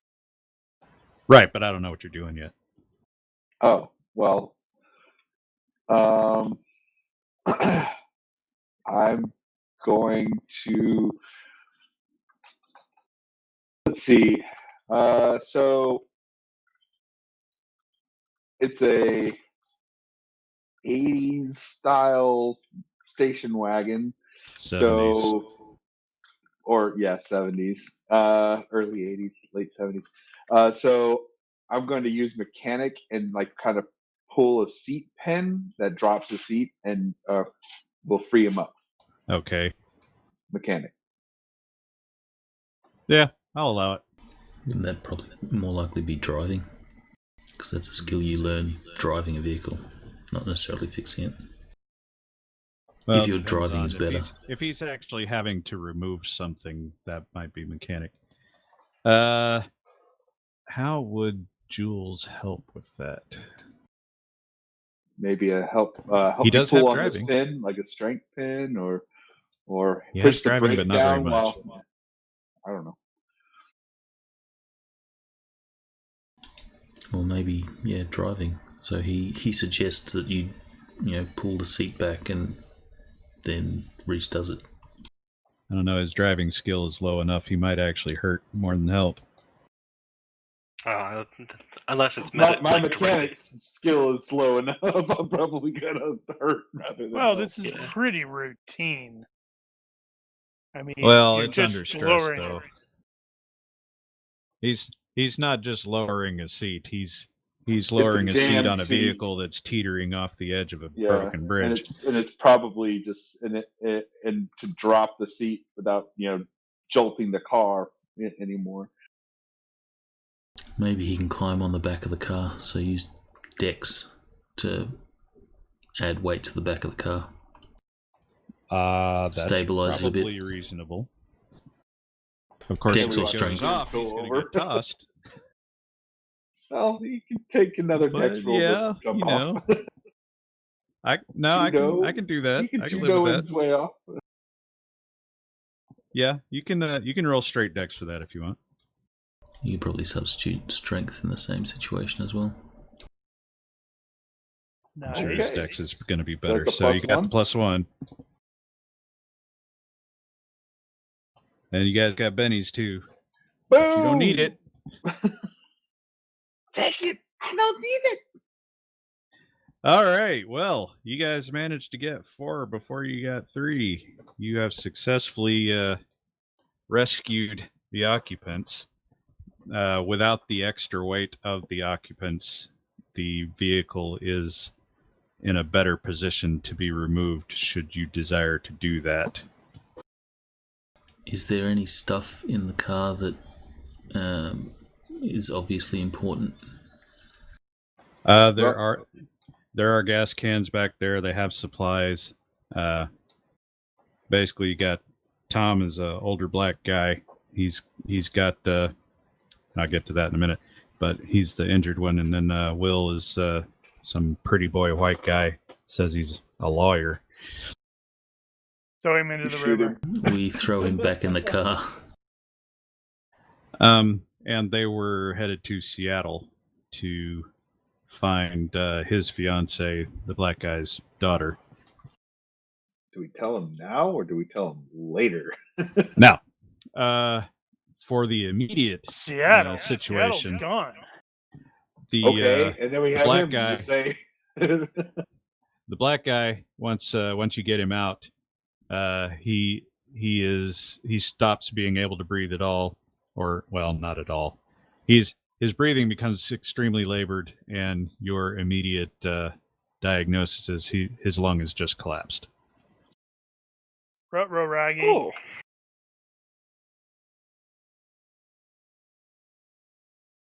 Is he the lawyer? He is not the lawyer. Then Damien won't curb stomp his lungs.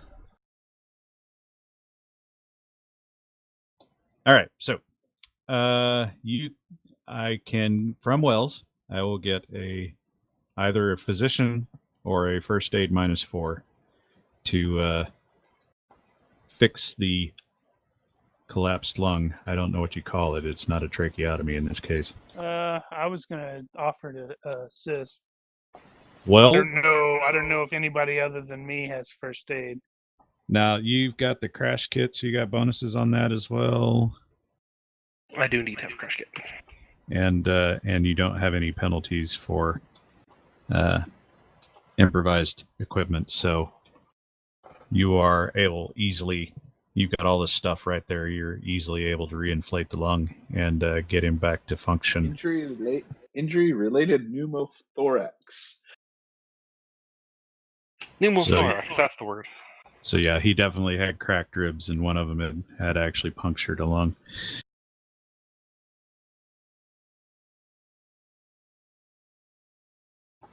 Yeah, so they were aware that Seattle had been hit, but there was kind of an off chance that she could still be alive out there somewhere, so they're going to find her.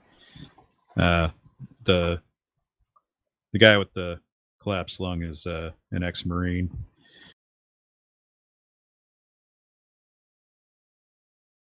And they thank you for pulling their butts out, and they're going to look at the situation, see if they can't figure out a way to rescue the station wagon, because they've still got a long way to go. I'm gonna go check out this stupid dead guy. Well, that's an interesting thing over there. Huh, I seem to have shot it in the face. You shot it a lot. I shot it in the face. It twitches. Well, how are we getting the vehicle around this? This is going to be a problem. I take it. Well, I guess they have an old model vehicle, so it was running when the bridge came down.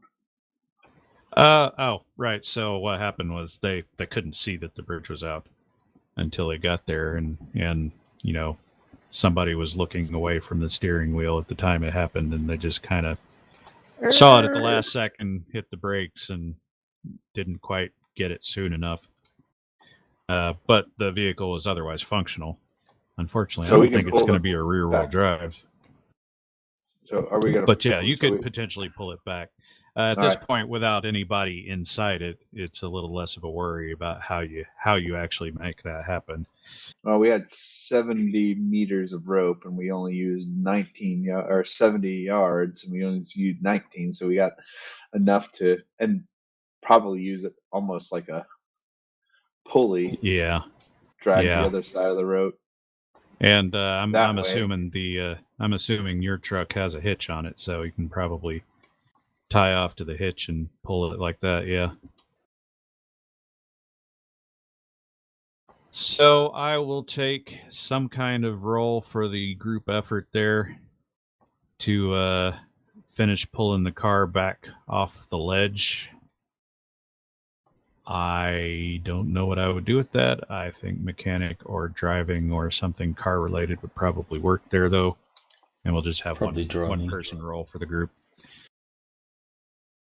I think driving is probably good enough. You could get away with profession cop or soldier too, potentially. But yeah, so you guys work it out. You get the pulley thing going there, and you actually pull it out, and car starts. It's a little scraped up underneath, but it'll probably run. It was already not in the best condition to begin with. Well, it runs better than like 95% of the cars on the road right now, anyway. Indeed. Wasn't it a critical? You had to roll a critical to save your vehicle What's that? on the health roll. I think it was a critical you needed. On what? The EMP roll. Oh, that.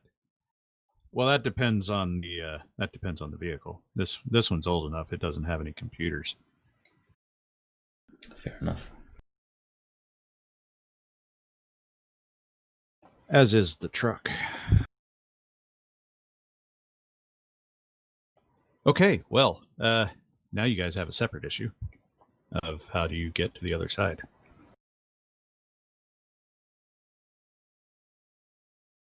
How deep There's is no other this small- river?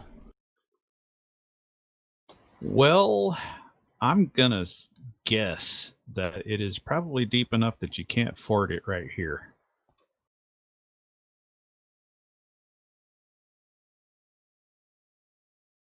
But it's probably not so deep that you can't ford it somewhere. You will also Maybe we take a quick hike up the river a little bit and see if there's another road right here. I don't know. Yeah, I was going to say, If you there's can also another see that there are some other path. little side roads around. So another bridge further down the river or something like that. So where are we on the map? Are we where the vehicle icon is? On the street map? Yeah.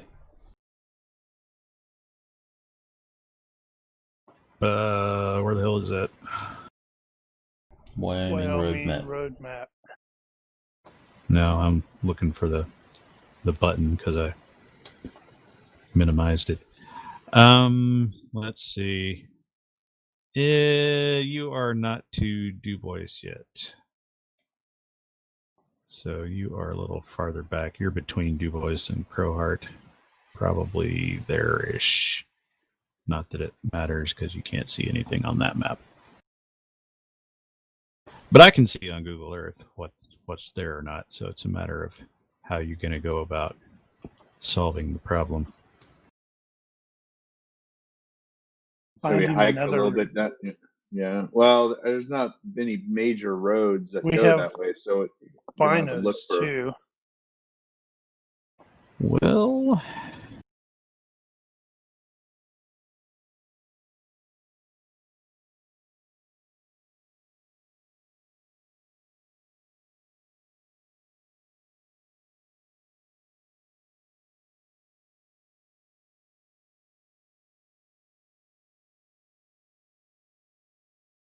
Also, we have a bug. you have a bug, but it's not really good for anything right now. Unless you want to cut things with it, because the beak on that thing is super, super sharp.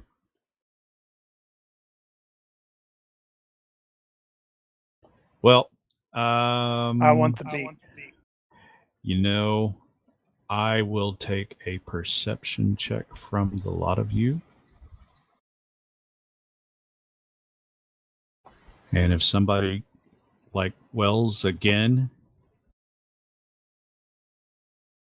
Apparently, I can just perceive things today.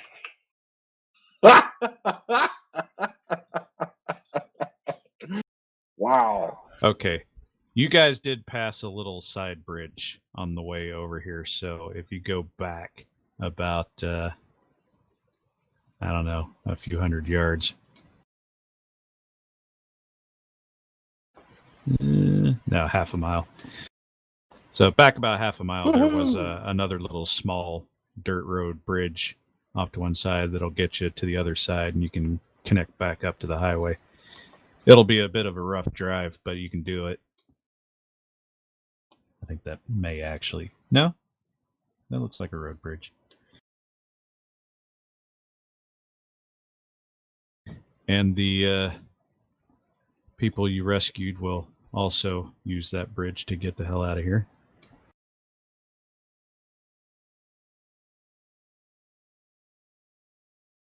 I want that beak. All right. You can strip off part of that I have if a you knife. like. It cuts your knife. Given the Well, I'm not supplies cutting and the beak. given the cutting supplies around. and stuff that these people had in their vehicle, do they have enough to get where they're going?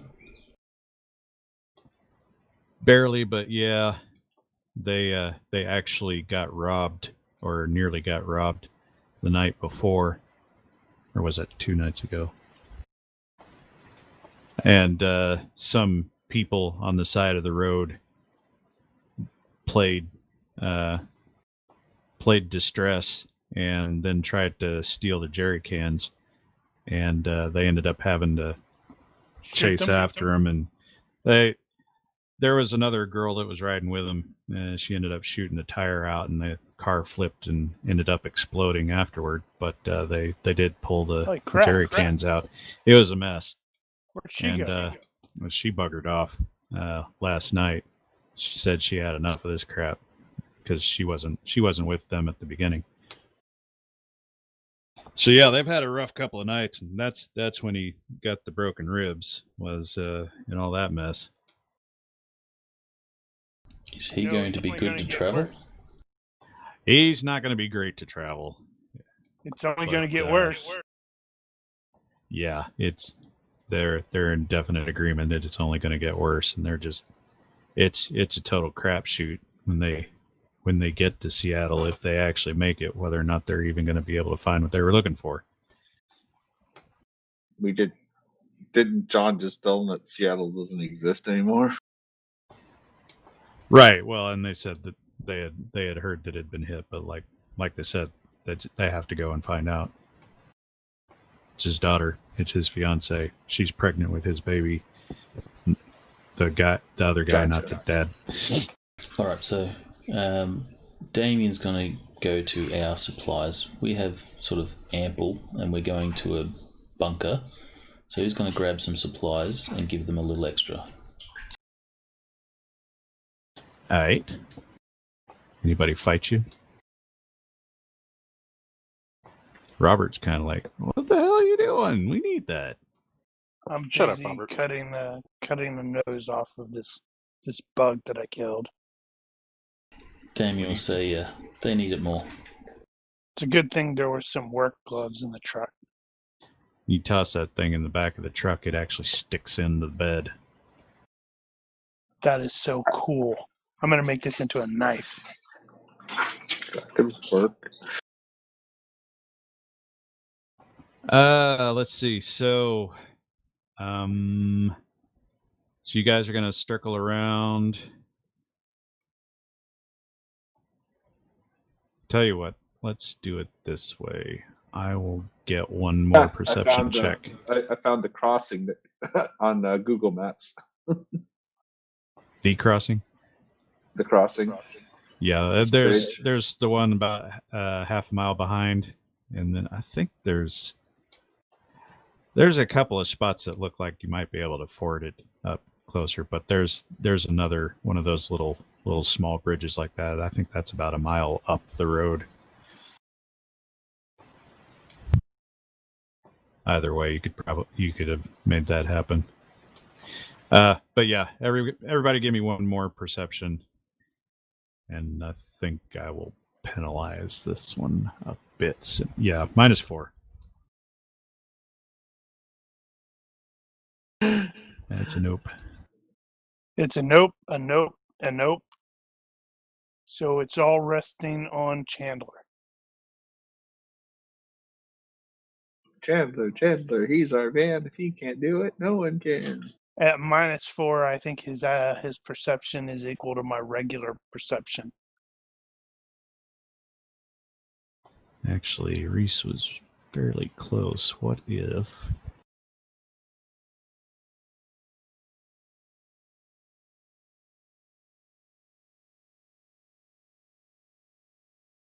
Waiting on you, Brian. Sorry, what did you want?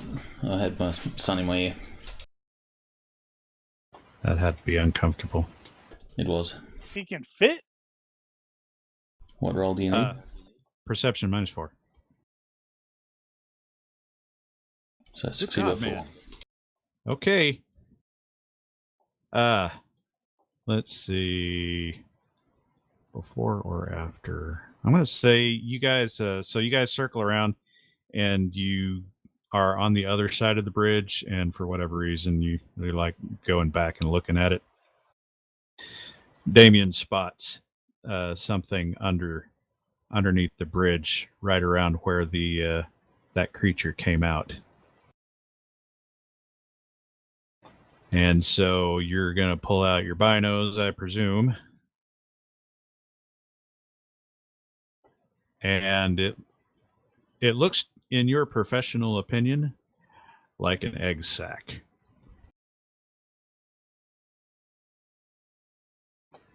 Multiple dozens of fist-sized orbs.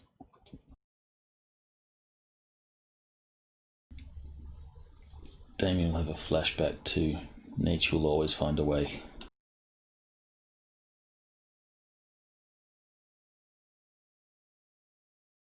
And with that, we shall take a brief intermission. Because why can't I have a cliffhanger for an intermission?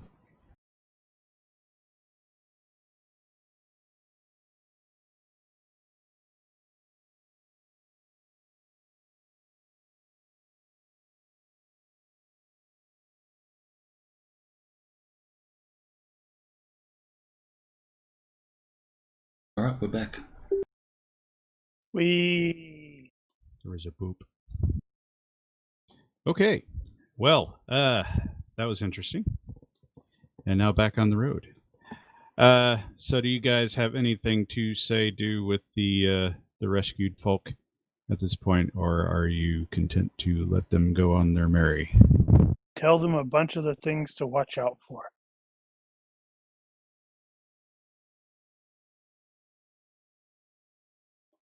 They will continue on ahead. I think they're gonna end up going the same direction you guys are, because there's really not a lot of choice here. It's just one road going through Yellowstone here.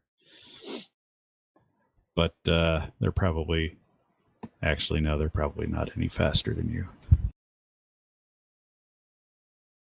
But you guys are a handful of miles outside of Du Bois, and you should be there shortly.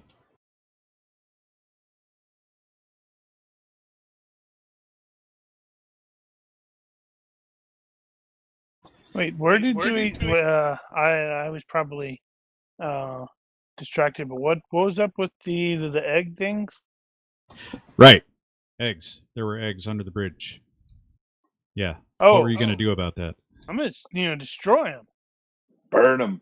We might have to use some fuel.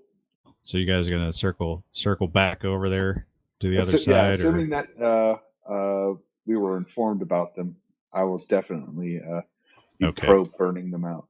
So the station wagon is going to just go ahead and take off while you guys circle back around and get back to the previous side of the bridge where you can get to the eggs. And yeah, you can burn the crap out of those things. You feel like you've accomplished something. You've destroyed something before it got to be a problem. Yeah, if those had grown up and hatched, yeah, maybe one of them's not that big a deal, but a bunch of them. So you go back to the bridge again, and continue on back in the general direction of Du Bois. And I have to check something. Yeah. Was that then? Guess it is. At a certain point, you are blocked by a gaggle of bison taking their sweet ass time walking down the road. This is a pretty common sight here in the Yellowstone. Damien will see the bison there and determine that they don't appear to be stressed in any way at this point. And you can probably merge in with them and sort of push through if you're not going to wait for them to get out of the way.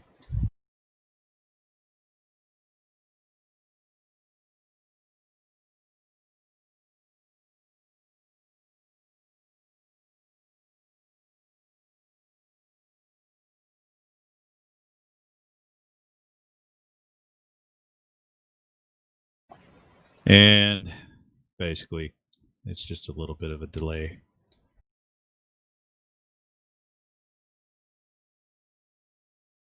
Yeah, do we care? I mean, Maybe not. sure they're not moving very fast, but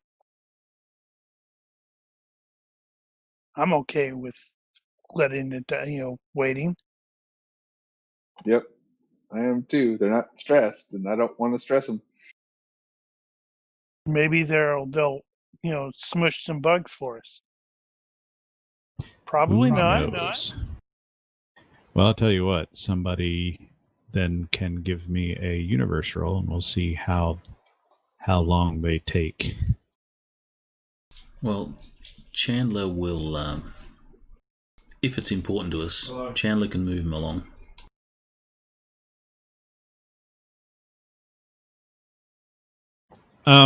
Normally, the normal procedure here is you never get out of the vehicle, and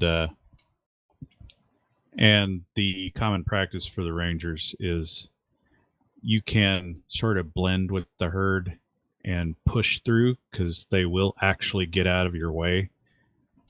But if you actually make contact or anything like that, that can get them aggravated and they'll come after you. Or you just wait for them to get out of the way. Now, as far as actually going out there and moving them, that's probably not going to happen.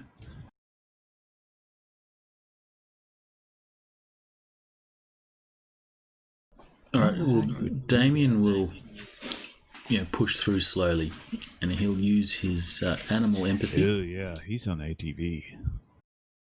He will use his animal empathy to get a good reaction. Okay.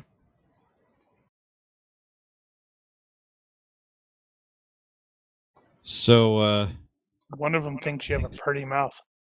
You stick close to the truck so you look like one larger animal, and they don't seem to take much notice of you.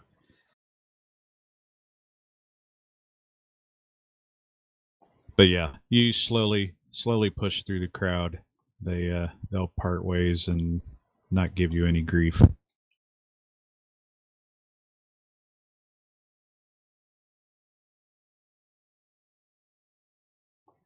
And as you're passing through, you think at some point somebody's going to eat these things because there's not going to be anything else left. They're going to try.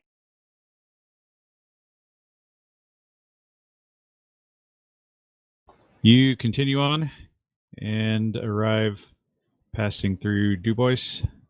It is not a very big town, as most of these things have Since been. in a pattern. Indeed. This one's a bit less than 1,000 population.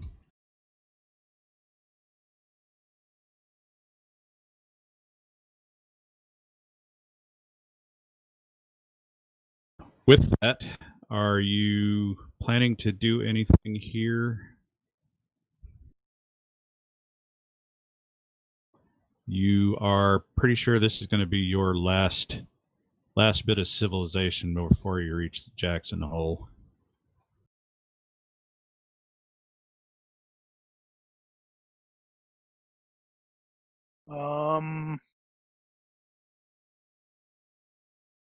Other than maybe spread the word about the crazy.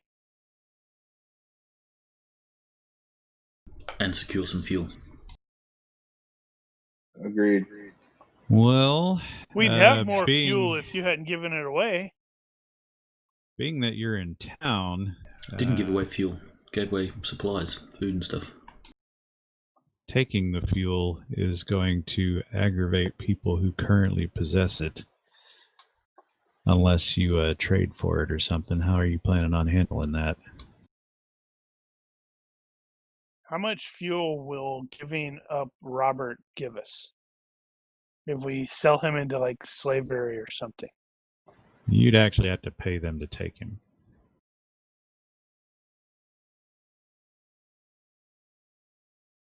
Looks like you guys have been at it for about probably 2 hours at this point.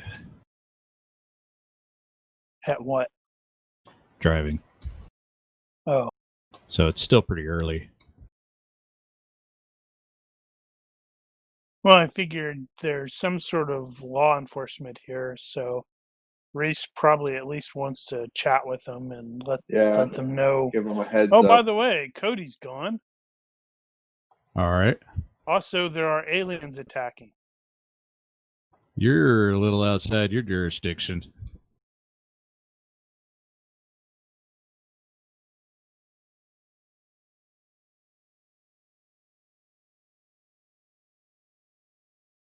Speak, Mark, speak.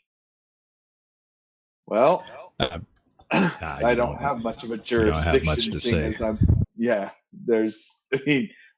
not trying to Yeah. enforce the law or anything, but paying them, the respect due to them being in theirs, and relating what has happened and what we've seen on the way here. You tell them you're just passing through. Yeah, pretty much. But giving yeah. people warning as we go, because it's going to get a whole lot worse before it gets any better. Let's see. The town here is... Stand by. Town here is basically... They've had some scouts go out and communicate with neighboring areas and have gotten some of the news going on. They weren't aware that Cody was lost yet. So that's distressing. They haven't seen any aliens or anything like that, if you're bringing that up. Well, we left a body on the road over back there, and we burned a bunch of what looked like seeds and stuff, or eggs, not seeds.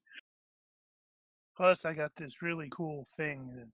As he waves it around, and there's a moment decapitates a dude. Yeah, decapitate somebody.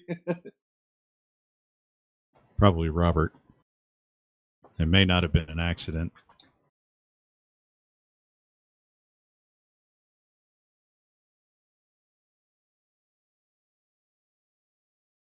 Let's see. What is your fuel? No, you had enough fuel to get all the way to Jackson without having to top off or anything.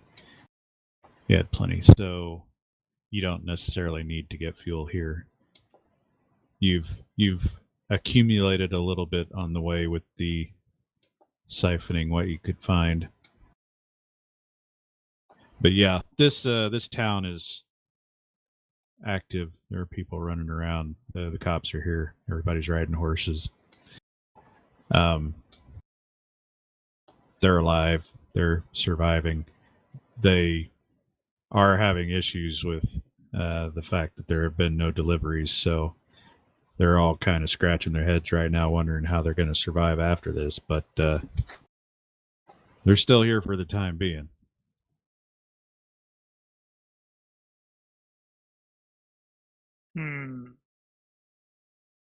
Definitely tell them what to be on the lookout for.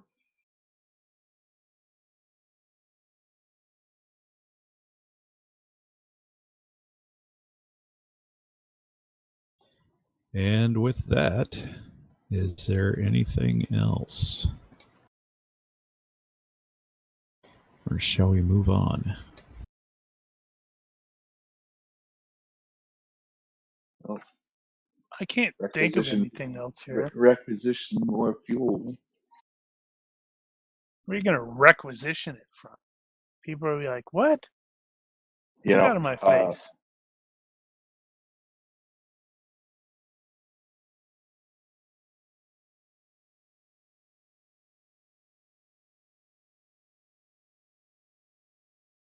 Moving on then. moving on. So you continue into Yellowstone. And yeah, it gets prettier as you go. Unfortunately, there are probably alien insects out there. Kind of spoils the view. Just something else to hunt. Let me see here. You guys, from Du Bois to there. So you've got another hour and a half drive to your eventual destination. Probably 45 minutes of that at least, clearing Yellowstone. No, that's probably more like an hour. So you got a little ways to go, and there's not going to be a whole lot out here. Some of you guys have probably been out in the bush a little bit and know roughly what to expect on this road. Damien most definitely has, and you know that there's not a whole lot out here, but the occasional camping areas and lodges and ranches here and there, but not much else. That was Du Bois is the last civilization you're going to see until you get to Jackson Hole.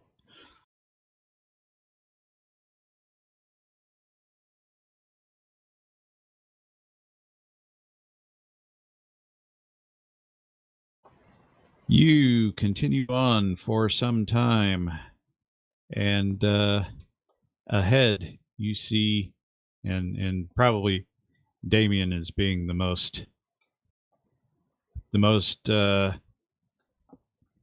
the most experienced with this sort of thing. He sees the smoke first, and there is ahead indeed a fire in the forest on the left side of the road. Can we tell what started it? Not from here, but it looks like it's not that big. That looks pretty big. I mean, it's fairly localized from what you can tell. It's not like it goes miles back, as far as you can tell.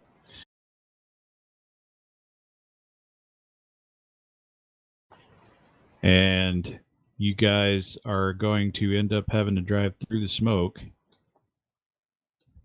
And as you get closer, you will see through the smoke that there are actually people running around on the road. They appear to be attempting to fight the fire. The next thing that occurs to you is that these look to be all civilians. And some of them appear to be injured.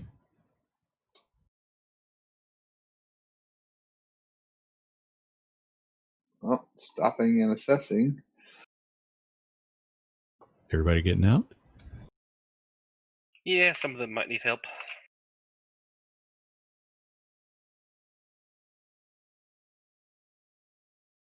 All right, you guys hop out of the truck for a minute.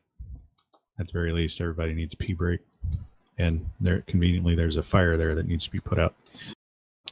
I really had to pee. So there are a handful of individuals here. A couple of guys apparently were on horseback. They were from a nearby ranch and were patrolling looking for stranded campers, which they have found. The injured are some of said stranded campers who have been basically stuck here waiting for somebody to come tell them what the hell's going on. And they say they were attacked by something in the forest that started the fires. Do we have any knowledge of fire-breathing aliens? Well, I don't know. Somebody could give me a expert skill roll. Mine's gonna suck. Holy crap! It didn't suck. Heinlein specifically remembers at least one species that spits fire. There's the fire breathers. Oh yeah, Is the those name. ones.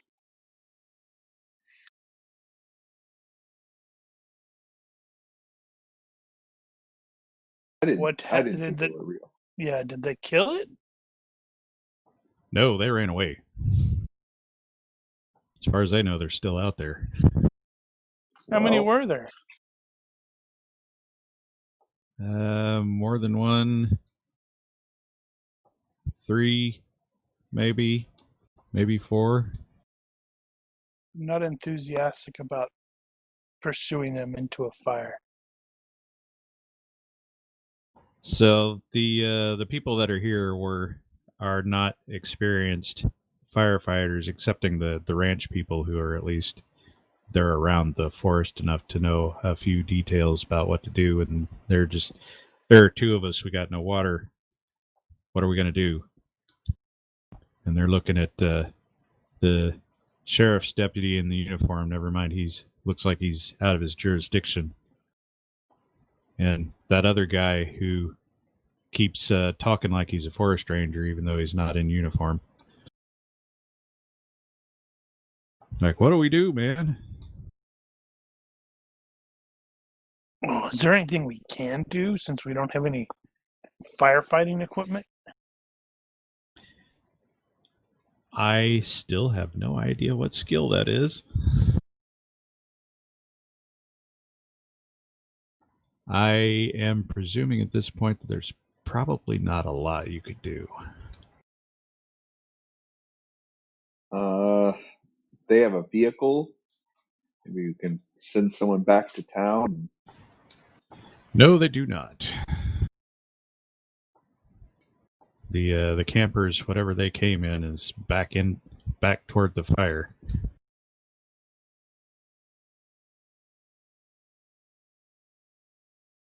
Also, they may have been followed back to their camp from some kind of crash thing. What kind of crash thing? That would describe the thing that we saw or we keep seeing. It is, in fact, one of those pods. Right, you should avoid those pods. Yeah, well, that doesn't help us now. All right, I'll get a first aid from Wells for starters.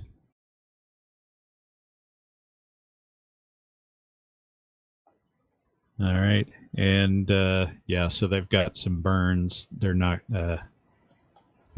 dire, but they will need some medication and bandaging and whatnot. You can provide that. In the meantime, the horses are getting a little skittish, and Woola is starting to look back in toward the fire.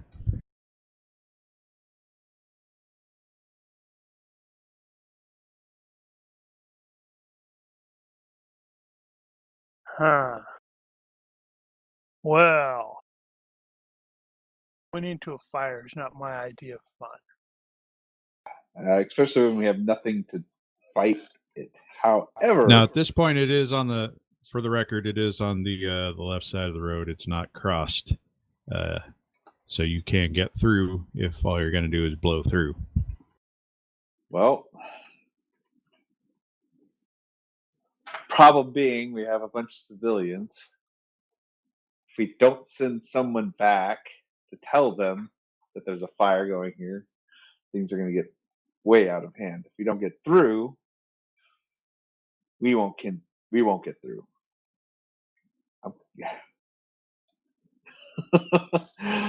I almost want to sit there and part of me is like, we may have to give up the ATV so somebody can run back to town and have the town, come come deal with this while we drive the truck to the other side and do what we can to either prevent any of those fire-breathing aliens to get to the other side, or or whatever. And if the fire jumps and blocks the road, we're on the side we want to be on, as opposed to having to, But that's asking a lot of Damien, and reduces our vehicles by another one.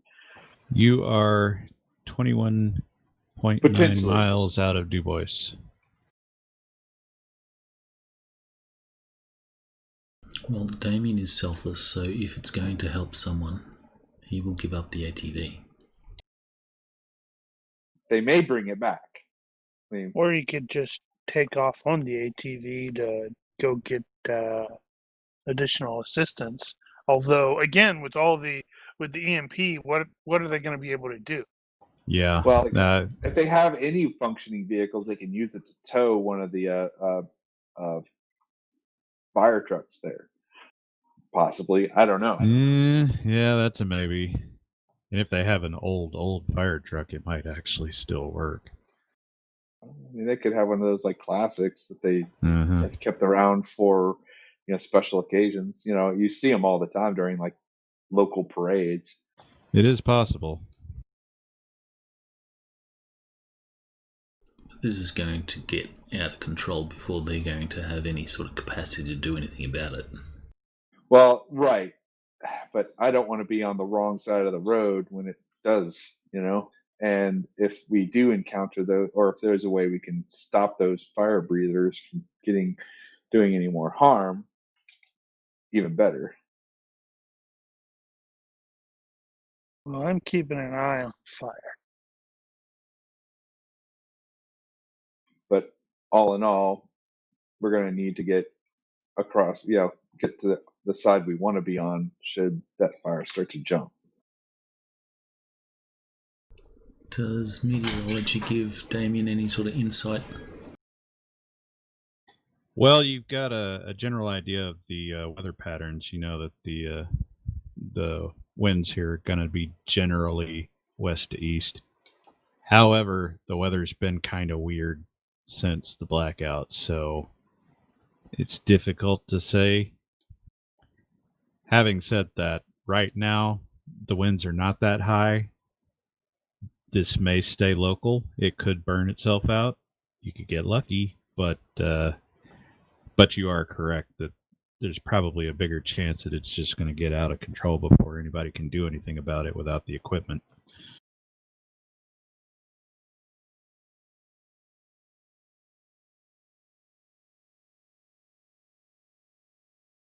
And there hasn't even been a lightning storm yet, so who knows what happens then. Oh, they're deploying fire-breathing bugs. They don't need a that's part of lightning the storm. terraforming stuff.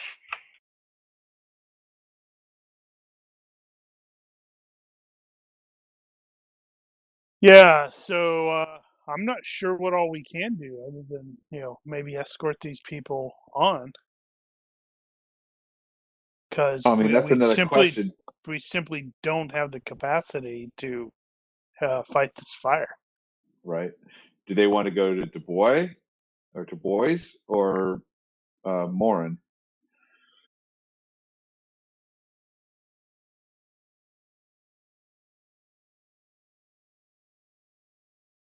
Just checking. Okay, so Moran is 33 miles in the other direction, which happens to be the direction you're going. Okay, as to their preference. Honestly, that's going to be kind of a coin flip. Let's see. Even they're going to Moran. Odd. They got a 23-mile hike behind them, or 20-some-odd-mile hike. Well, the winds being what they are, they could probably out-hike that, so they can probably get away. That's assuming they're not being chased by some kind of bugs.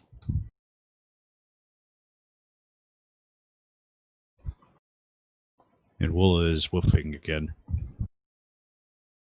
What is he woofing about?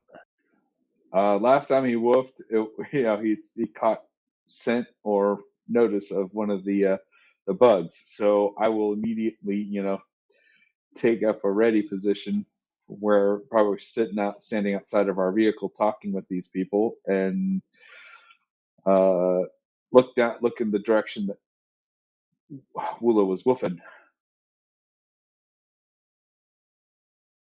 Well, give me a perception check then. Why the hell not? You're looking through the trees, through the smoke, and apparently you see all.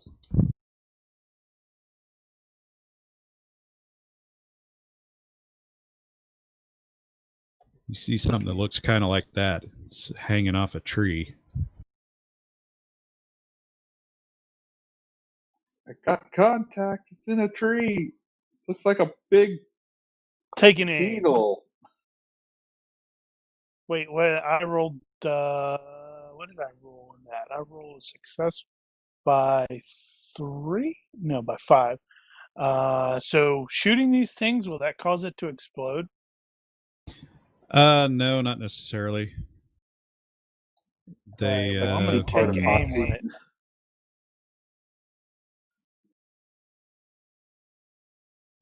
Yeah, if they are in the process of producing a flame and you shoot them in the face, then that will certainly set off a blaze. But if they haven't done that yet,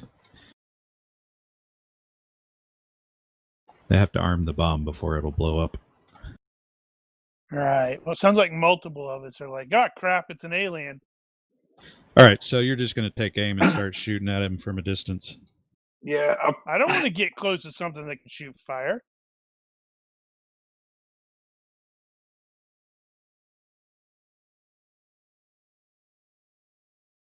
It seems like a terrible idea. Tell you what, Reese will have spotted 3 of them then. Great. Here and there. You figure, yeah, given their size, you could probably fit 3 or 4 of those in one of those pods.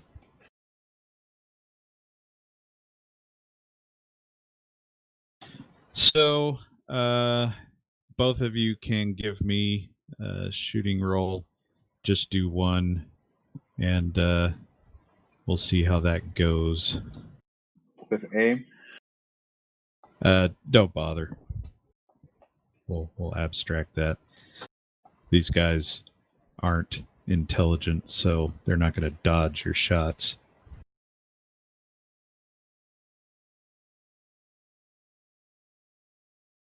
Good night, Irene. Well, we know which one Trying of to you is miss. the better shooter.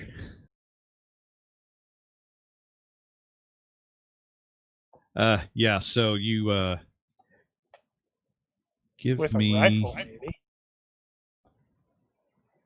give me a hit location for 3 not winged hexapods. It's going to be not winged hexapods. Or just regular hexapod. Is there a regular hexapod? Yes, there is. Do that one. Oh, I wanted the face. In this case, you might not. Is that both of us need 3? Or what? I don't understand. No, just hold 3 on. total. Yeah, 3 total. So I'm guessing you probably hit 2? 2. That's 2. Yeah, give me one more. Okay. So nobody. No, that was only one. That was only one because mine was a leg. I wanted leg. 3 rolls. Right, but there was only. Yeah. Whoops. There's a face in the eyes. Boom. No, that was the Okay. third. Now that is an eye. Okay, It well, is one the of them went eyes. off. Boo. Yeah, I guess one of them was getting a little close, and you shot it right in the face, and it was in the. It looked like it was hacking up a hairball or something, and you shot it in the face, and it blew its head off, and also started a bit of fire. Whoops. Can we put that fire out?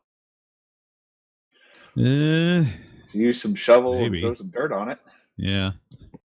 Depends You want to on get how that close? big it is.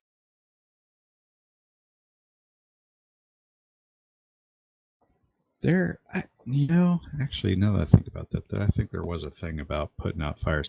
I think you can use Dex to do it, though. Yeah, to put out a fire, it's Dex, and you have to make 3 successful Dex rolls. Well, I know Consecutive that was Dex the rolls. case if you're on fire, but I think that may have also been the case for if it's something else is on fire. But I'll take that. You can do 3 successes in a row on the Dex.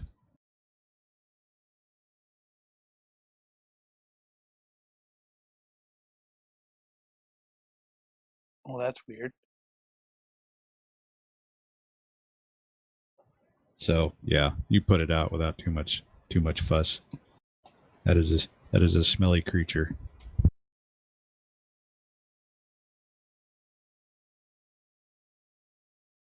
Okay, so you've shot a bunch of bugs that might have pursued the hikers going back to Dubois. Is that good enough?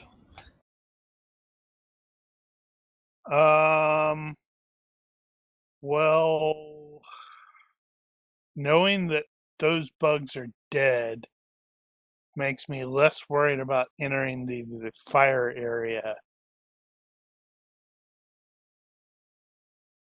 We're not Granted, going to have something jump out know. at us. Yeah, granted, we Torches. don't know that was all of them, but we may want to at least take a look at the fire to see if it is something that we can do. If it just takes the rest of the day or a while to, lots of manual labor, Right. do something like that. Or failing that, if we can extract their stuff, even if it doesn't run. Right. Okay, so you guys are gonna press through, check out the fire on the way, see if there's something you can do about it. Otherwise, move on. I think so. That's my suggestion.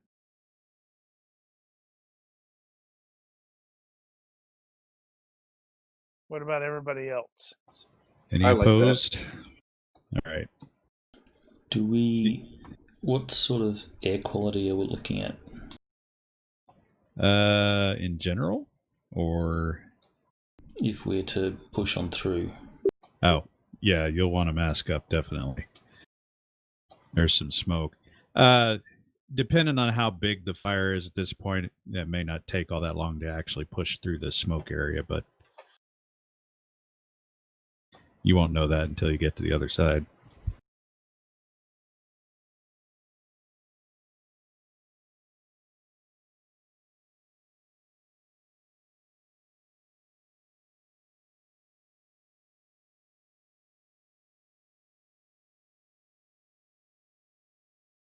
Yeah, well, taking a look at it at least sounds like the smart thing to do.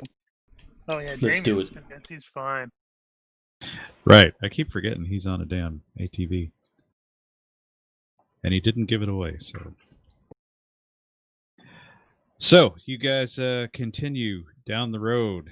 You pass by the fire and you take a second to step out and look through your holding some kind of cloths over your face, and you take one look at the fire area and you're like, nope. Nope. There's a whole lot of nope over there. Moving on. Are we taking these people on to Du Bois? I hate that. That it's going to be so I hard to know get it used to. bugs the crap out of me. It's not Du Bois, damn it. It's Dubois. So are you guys going to escort them back, or are you going to move on? Escort them back to where? Du Bois? I thought we hadn't reached Du Bois yet. No, you're past Du Bois now.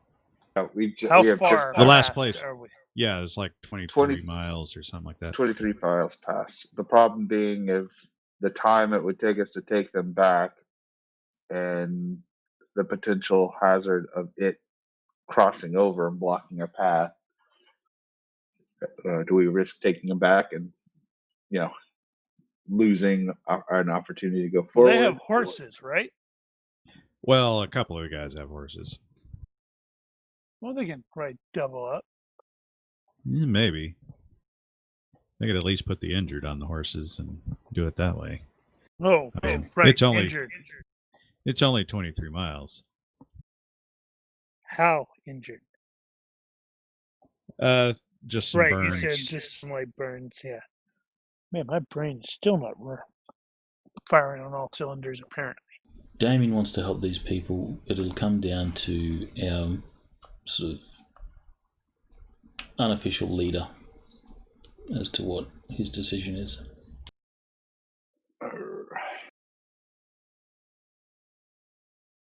And he's like, damn it. How did that happen? Yeah, at worst case, the fire does cross and it'll only delay us. And we might be able to find a way around. Well, we would have to go all the way back. There's no other roads to Morin from here. Right, but the fire will burn itself through. Yeah, that is possible, but it's hard to say how long that would take. Yeah, I mean, you could hole up for however many days it takes if you wanted to. Or you could go around, actually go back and cut to the south. A long way back around. That's a lot of gas, though. I'm going to just use my honesty roll as a will roll. You could just roll will. Because part of me is like, they're out of immediate danger, they can make Chandler it. probably, it sounds like Chandler is arguing the take them back good side. And, Heinlein is probably doing the ruthless calculus of war. What is Jules thinking?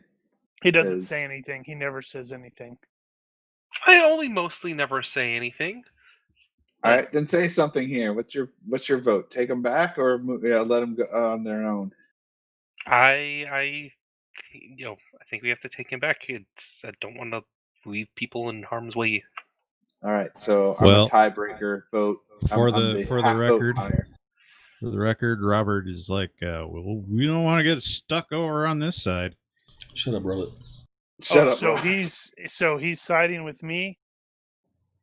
I guess he's Robert. That means Damien, I have to change my vote.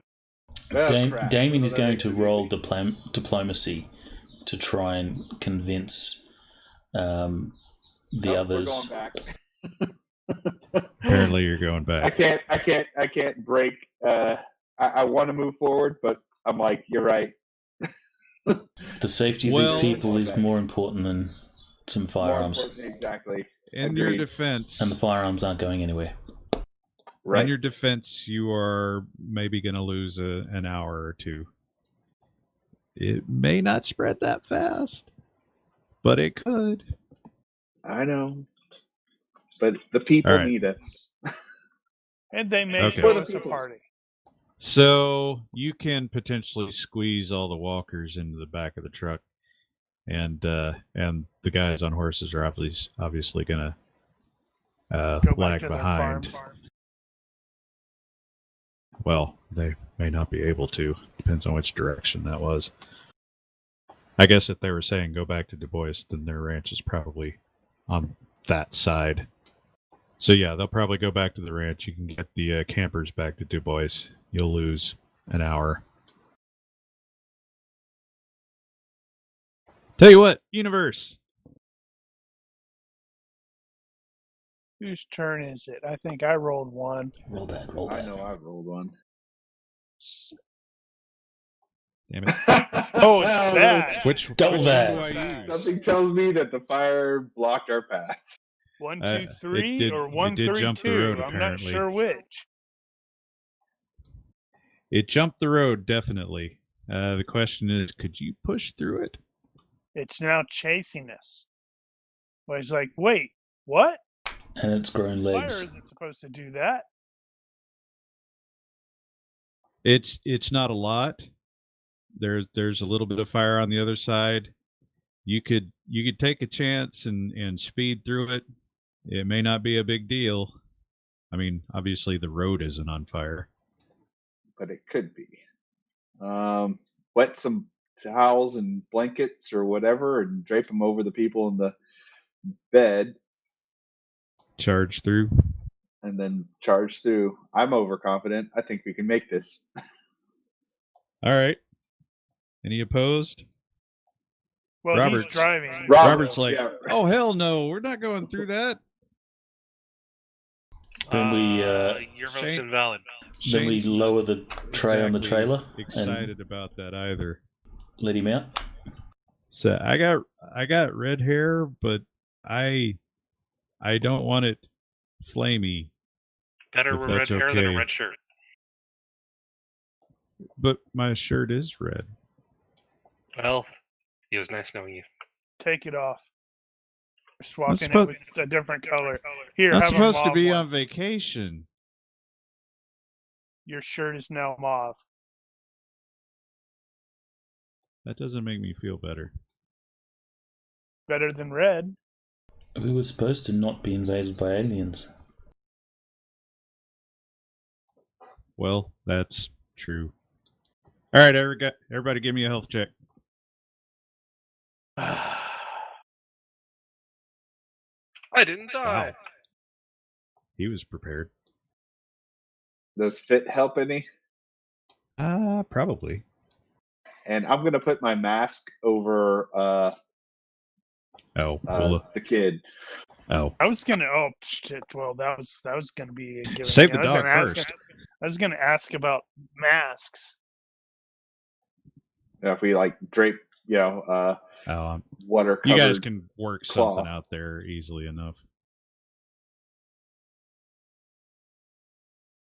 Yeah. I think you guys are okay. Except for me. Except for I Reese. drive us off into the road, into the flames. Reese is going to be coughing up some black stuff for a little bit, but you guys will push through. You have undiagnosed asthma. Nope, it's now emphysema. All right. Well, They were asbestos trees. 30 minutes or so later, you guys hook to the south, officially entering Jackson Hole.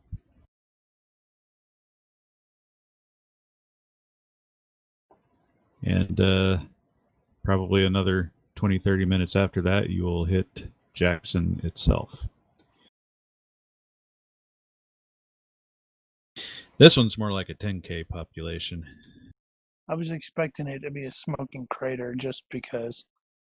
It is not.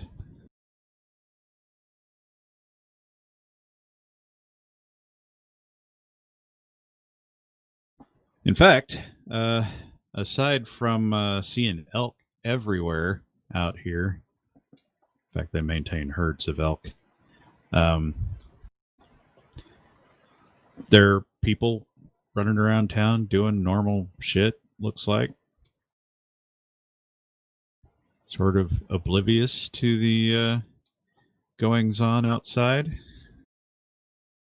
So we should At least go from to the, the place first. from the appearance. Before we tell everyone to freak out. We should go to the site, get our stuff, and then tell it, oh, by the way, everybody, you need to be freaking right now. They may just be eating everyone, and that's why they're happy. Thanks. Don't make it creepy or anything. But that is a legitimate question here. Are you guys going to go straight out to the farmhouse, or are you going to pass through town and do something there? I think we'd want to go to the farmhouse first, straight away. What time is it? Let's see. It was going to be 3 hours.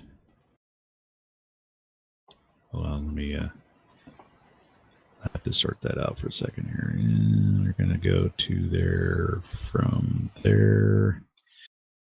I think that was, yeah.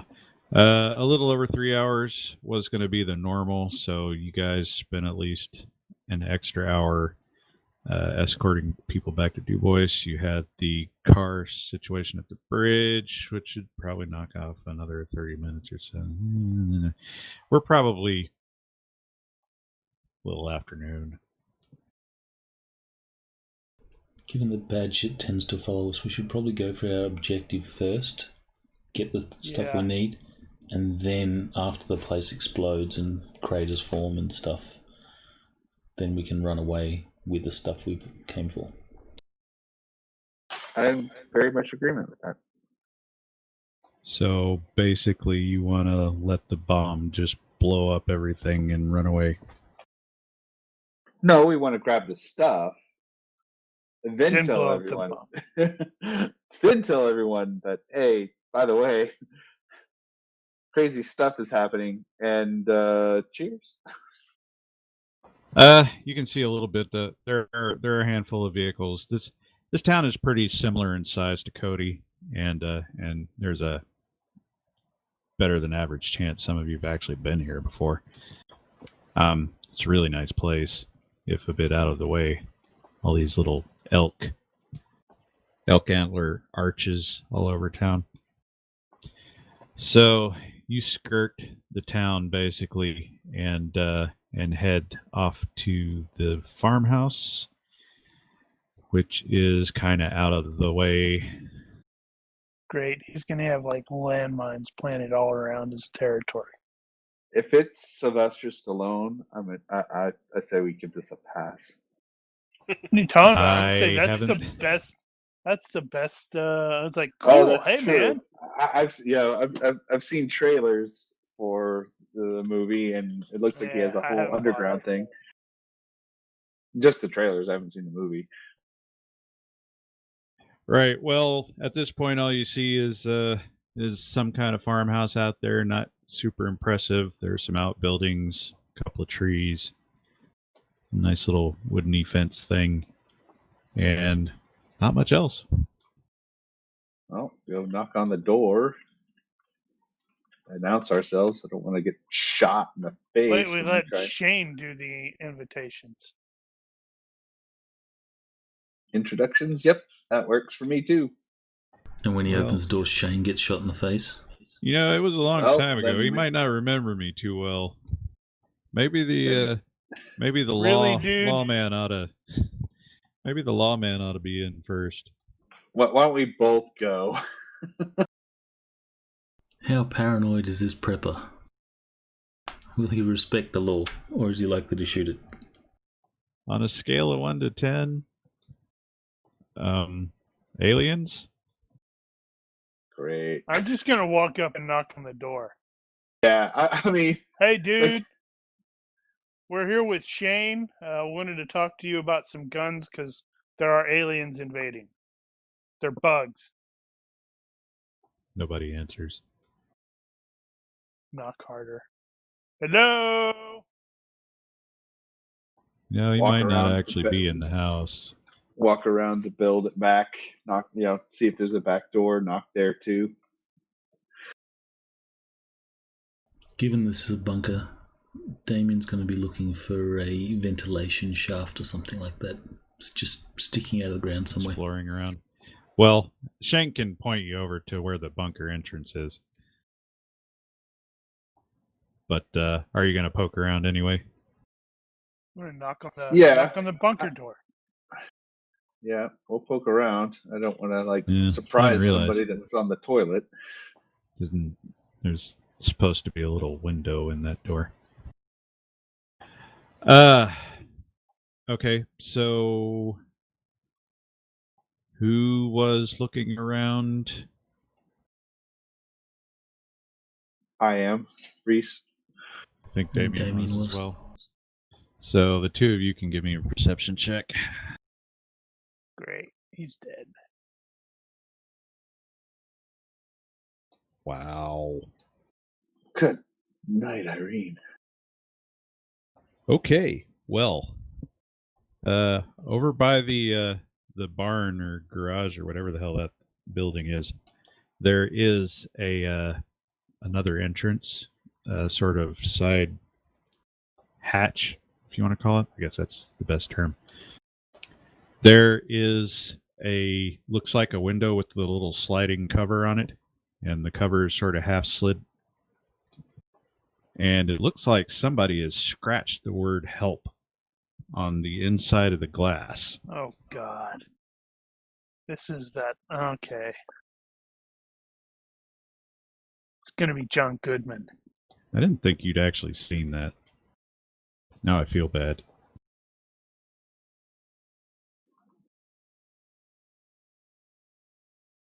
On the inside of the glass? It is on the inside. Carefully looking through the glass, kind of expecting someone to maybe shoot me. So carefully looking through to see what he can see. Well, you're looking down. You're looking down into some kind of room. There's a bit of a ladder there, and you can't see very well. It's dark in there. But some kind of grating floor thing, maybe. There's some miscellaneous junk lying around, but you don't see anybody in there.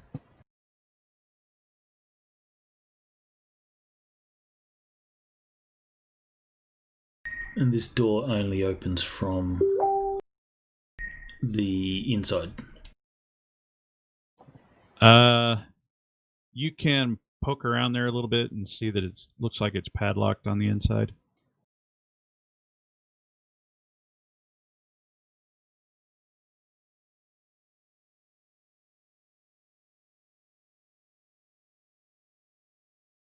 Let's see. So, Reese seeing help. How does he react to that? Oh, wait, he didn't see that. Never mind. Well, If they were Reese- both looking around, so Yeah, if Reese doesn't notice, then Chandler's going to draw his attention to it.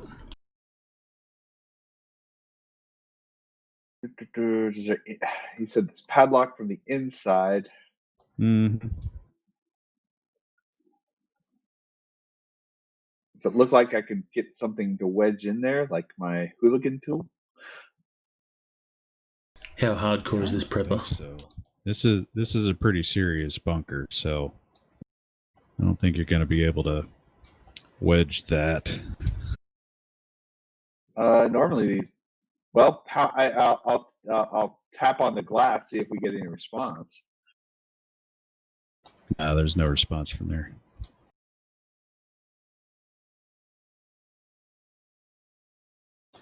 Back at the other door, who was knocking on the main door? Yeah, Heinlein was just going to bang on the door. Because So he's not Shane- aware that he's about to enter a bad movie. Shane is there with you. James is there as well. I guess Wells. You bang on the door a little bit. You eventually hear something jumbling around back down the stairs. Hey! Shane, And say something. And at that point, you see a girl down at the bottom of the stairs. It's kind of dark, so you can't see real well, but she really quickly goes through the door and latches that shut down below, and then starts making her way, hobbling up the stairs because apparently she's got a bum leg. And gets up to the window and starts banging on it and saying, "Help, get me out of here." Or at least as far as you can tell, because you can't really hear through it. Huh. Okay. I'm guessing the hinges are definitely on the inside. Yeah, you tap that door and you know that sucker's thick as hell.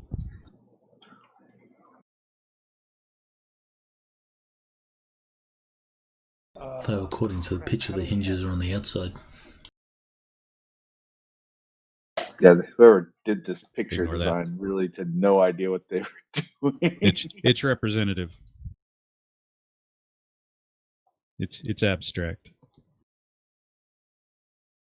If you were to see through the door, you would know the hinges were there, and there, but they're on the other actual side. All right, so John is looking around trying to see if there's some way to get through this door. Hey Reese, there's some chick screaming to get her out of here. A beat later. How do we break in? There's a dude that comes through the door below and comes up behind the girl and basically grabs her, pulls her away from the window, and is talking to her. You can't hear what they're saying. These things tend to have like an escape hatch or a secondary rescue exit, so we need to look for that. That's what you were looking at. Oh, that's what we did find. Okay.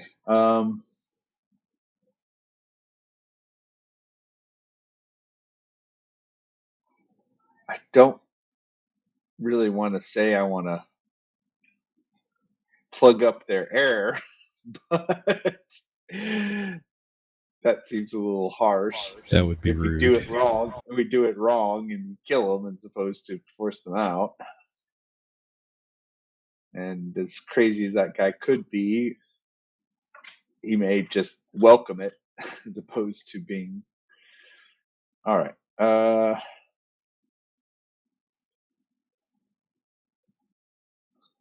I'd say we search the house and maybe see if there's. Well, okay. So that escape hatch, is there any kind of like along the seam? Is there any kind of like it's what is the glass? Is it just like the meshed glass? I'm gonna have to get back to you on that because if you need specifics about that hatch, I'm gonna have to find those specifics. Because you said there's a window, but I'm if it's just a window, it might be something we could break. Now I'm guessing it's probably one of those reinforced kind of windows. It just means it'll take a lot longer to break, but it'll break before a metal door would break. Does that make sense? Yes, I think I know where you're going with that. Could possibly try and trick the guy. Possibly. Hold up a sign saying it's all over. It's safe to come out. Well, that could be something you guys are working on while I'm not going to think of that. Noodle something.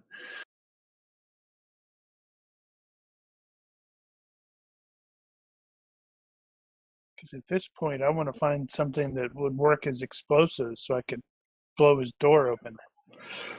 That's an option too. We could search the house. Yeah, if you had something like that. That seems a little excessive. It does a bit. He seems like he's holding this chick against her will. That could be also our way. It's like pound on the door, and I could flash my badge. That is also that. So pound on the door, flash my badge, put a piece of paper that says, "Hey, kidnapping is a federal offense." Kind of trick him into releasing her, and then somebody just grabs and holds the door, and we force our way in, kind of thing. Somehow, I think he'd just open lever in the airlock at that point, though. Depends. You don't know this guy. He For the could be record, I've legit. never seen the movie. We could investigate his house to see if we can get some sort of, profile on him a little bit. Yeah, it's a legitimate strategy too. Okay.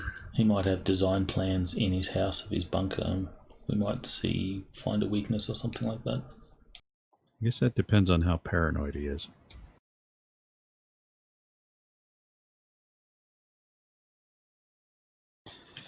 Okay, so I guess let's collect everybody's intentions.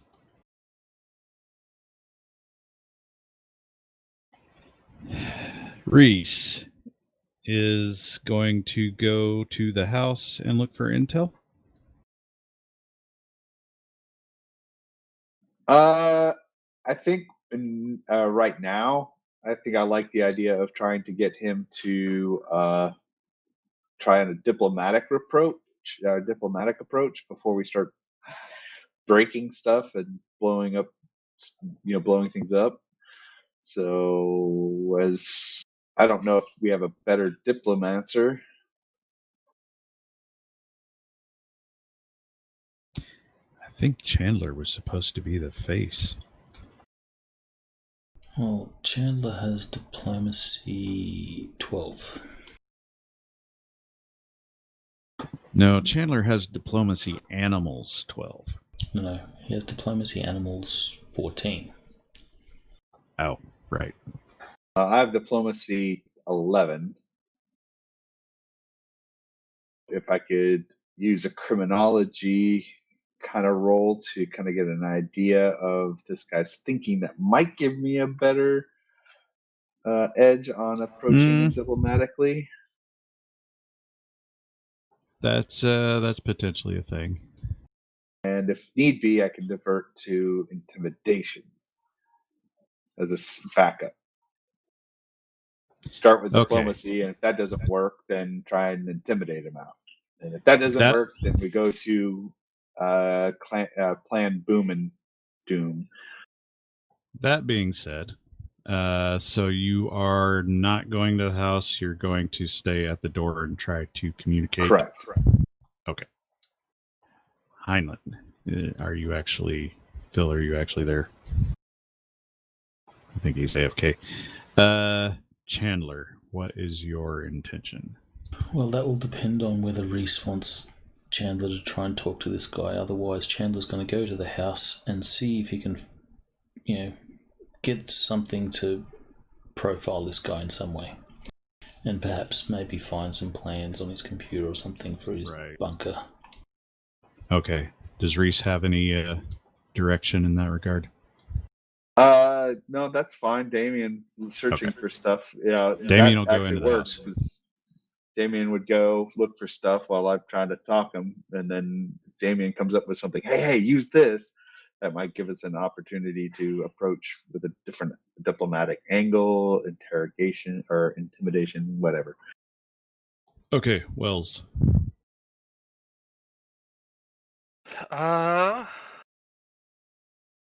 I might go search the house too. Okay. I think Heinlein was still picking at the door, so we'll assume that Reese and Heinlein are together and Damien and Wells can go back to the house. So, those of you that are going back to the house, the front door's locked.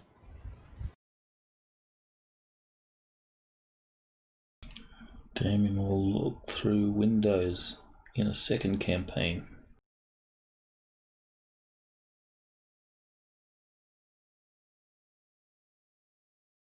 So, yeah, Damien will go peer through some windows and see if you can see inside. Okay. The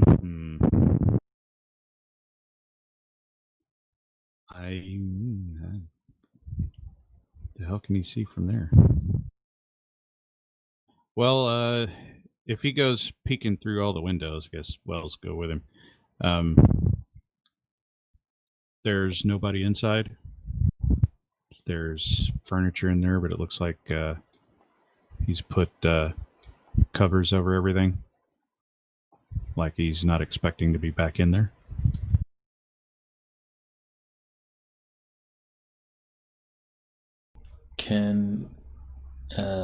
So Damien would be a little bit paranoid at this point, so he's going to look at if he can get a window that has an angle on, say, the front door or something like that, and see if he can see any sort of booby traps. Okay. I tell you what, give me a universe roll and we'll see what whether it'll let you have a view. No, you can't get an angle on that.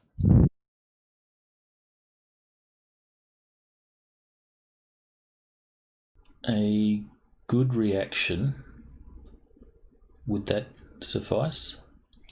Because if so, I've got some bennies. I honestly... Would a Benny make a difference? Put it that way.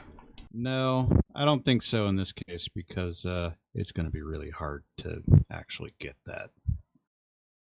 I think you'd probably need very good to get an actual angle where you could see the back side of the door.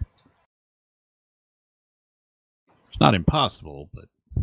Yeah, maybe through a kitchen window. Yeah, that's or something like that.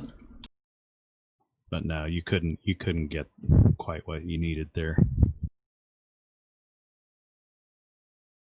And from his house, does he look like a normal person, or does he have stuff everywhere that would suggest this guy's crazy? It looks cleaned up. It's not haphazard. There's stuff in boxes, but you'd probably look at it and say they're either moving in or moving out.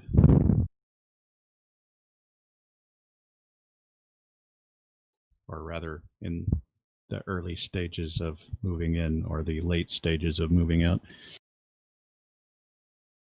Alright, so in a nutshell, we're here to steal this guy's stuff.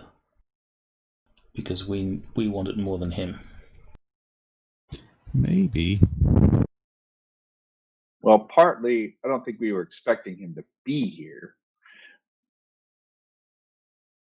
Knowing that he's here now and has a woman or girl hostage, that changes things to now a rescue thing.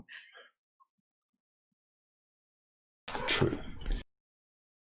So I'm less. For me, it would be less. If it was just him and he said, "Go away, I'm not helping you," then I have honesty and whatnot. I'm like, okay, well, thank you, goodbye. And the girl is clearly being held against her will. That's the impression you got. Well, she could be the crazy one. Yeah, I mean, she's got the help out. I mean, and all that kind of stuff. All right, so Damien's going to find a window that has like a latch. He'll find something and he'll break the glass and unlatch the window. All right, well, that shouldn't be too hard. In the meantime, let's see. Phil, are you back? Guess that's no. How is Reese going to get the guy's attention again? You're just going to keep banging on the door till somebody opens?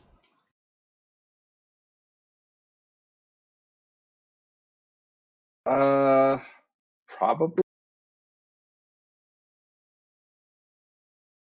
Because there's a window, so yeah, there is a slide panel window thing. No. Sorry, No? I'm back. No? Yeah, we're gonna use that freaking the nose thing from that alien that's super sharp and cut through the glass. I didn't even think about that, but yeah.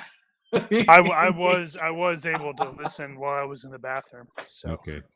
I just couldn't hit the button to talk. Okay. Yeah, so John's gonna retreat while Reese is sitting there banging, and he's gonna go get that thing and then come back and go, "Hey, I'm gonna try something." And I sort of envision like having a stick and sort of tie it to it so you're holding it sort of like a claw. I was I don't wondering remember what how you those were are going to called. actually. I was wondering how you were actually going to handle that thing. Yeah, I don't know what those are called. The claw things.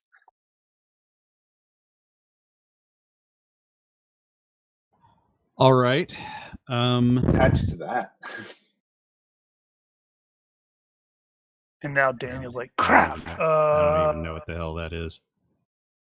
It's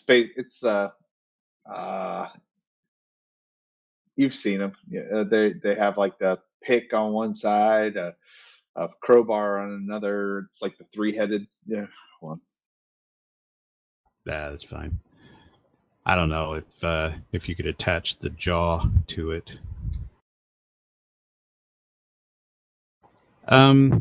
But I'm not super worried about that. I think I guess a skill roll to make Image in something Discord. that would work.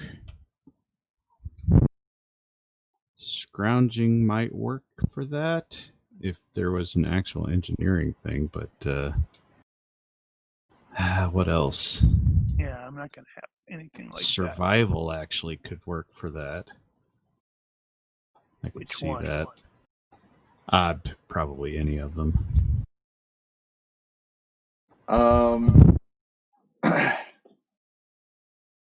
I'm going to give Heinlein my cut protective gloves before he starts really working with that. That might be a reasonable idea as well. All right. Well, I'll tell you what. Since you actually have the survival skill and some other skills that might work, I'll grant you that you can jury rig an axe handle or something. And that outbuilding over there is a tool shed of some kind. So there are some tools in there. You can get an axe handle out of there. I even have zip ties. Zip tie there you go. So. Yeah, the first time you tie a zip tie on that thing, it just right. Like well, it's like a piece of paper sitting on a knife, because that's right. kind of. But I mean, I'm wondering, did he cut just only the sharp parts, or did he leave a chunk or whittle a chunk of the sharp off? So you guys can figure it out. There's going to be a way to make that work. So, let's go back to the house first. There are still some bits and bobs on the shelves and that sort of thing. And one of the first things you pick up is that this guy clearly is ex-Navy. He's a CB. Great. Also, he may have. There are some stuff around that lends the idea that he might have been an engineer of some kind. Yeah, he's definitely a CB. What's a CB? Naval combat engineers. They kind of do it all, everything from kind of a combat civil engineering to combat engineering to you name it. Yeah. Okay, so if he's like ex-Navy, is Damien able to find any sort of medals? Was this guy an honoured guy, or is he just a run-of-the-mill ex-military? You're probably the wrong guy to be answering those questions. You don't see anything that stands out. You don't see anything that makes him look like he's Spec Ops or anything like that. No, I mean like, lots of medals. Does he have a medal cabinet for all his stuff? Is he proud of his military service? Well, again, the house has been cleaned out, so you don't know what's not here. there's a couple of pictures here and there, and probably the less important ones to him, and enough of it to get the sense that he was former Navy. Is there But a you don't get a study lot of in specifics this from it. place? There are some bookshelves, and they are empty.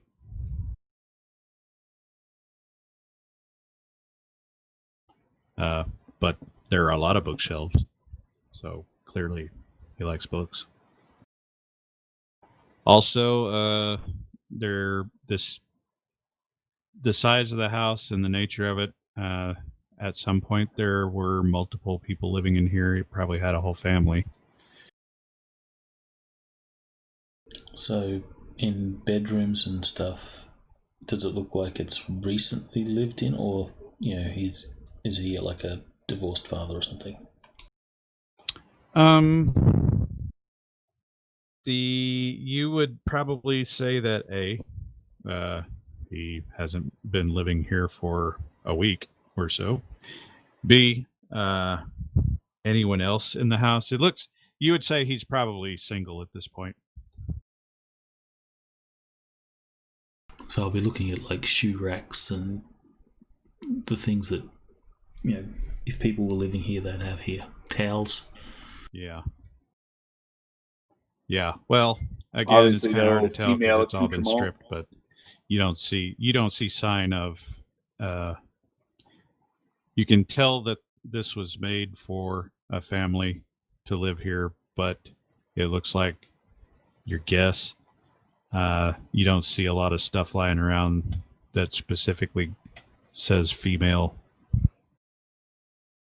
All right, so Damien will spend the time to see if there's anything particularly useful in the house. So he'll,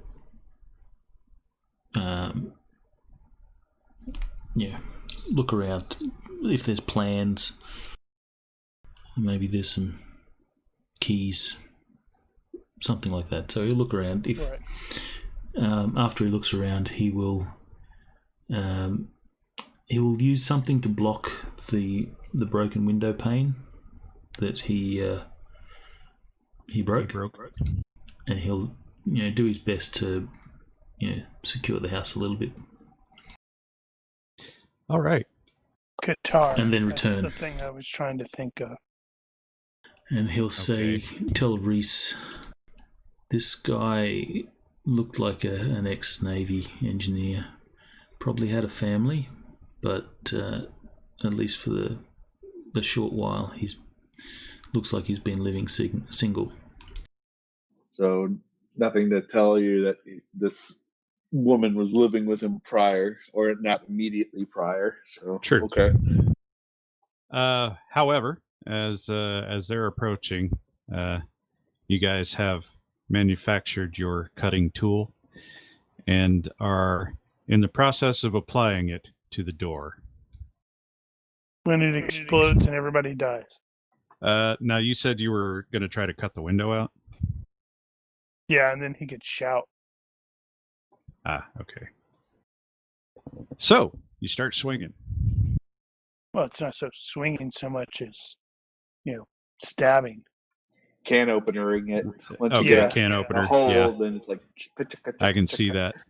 Well, two things. One, the sucker goes right through like it's a can opener, and that was a thick-ass door. This is awesome. The other thing is, it's making that god awful cutting metals noise that makes your teeth hurt. And as he's cutting at that door, you realize if that thing had bitten the truck, it could have taken chunks off it. Yeah. So you're making a bit of noise, and some minutes later, as you're cutting, you just about got the window done there, and it falls out just as the door down below cracks open a bit, and you hear, "Die, commie alien scum!" and dive! fired. Cut to black. Cue the music. Roll credits. Dive away. Oh, Nice. yeah. I think I may have a new favorite weapon. Right? Yeah. So that's going to be your that's gonna be a problem later. post-apocalyptic weapon. Yep, Imagine that's a my big first. pole. More of those My things my in- first post-apocalyptic weapon is a jury-rigged guitar using an alien beak. Apparently, it has armor divisor 10. Yeah, it's pretty serious. I'll get the specifics though. Well, So I'm not going to use it in combat because I'd be like at well, who the hell knows? -4. I Yeah, got just a practice with it. I got a 12 in knife, so it's like maybe I have to start, You still cutting some need throats stats. with it. True. So Benny's. Figure I'll just use a guitar on there. All right, we got any votes for Benny's?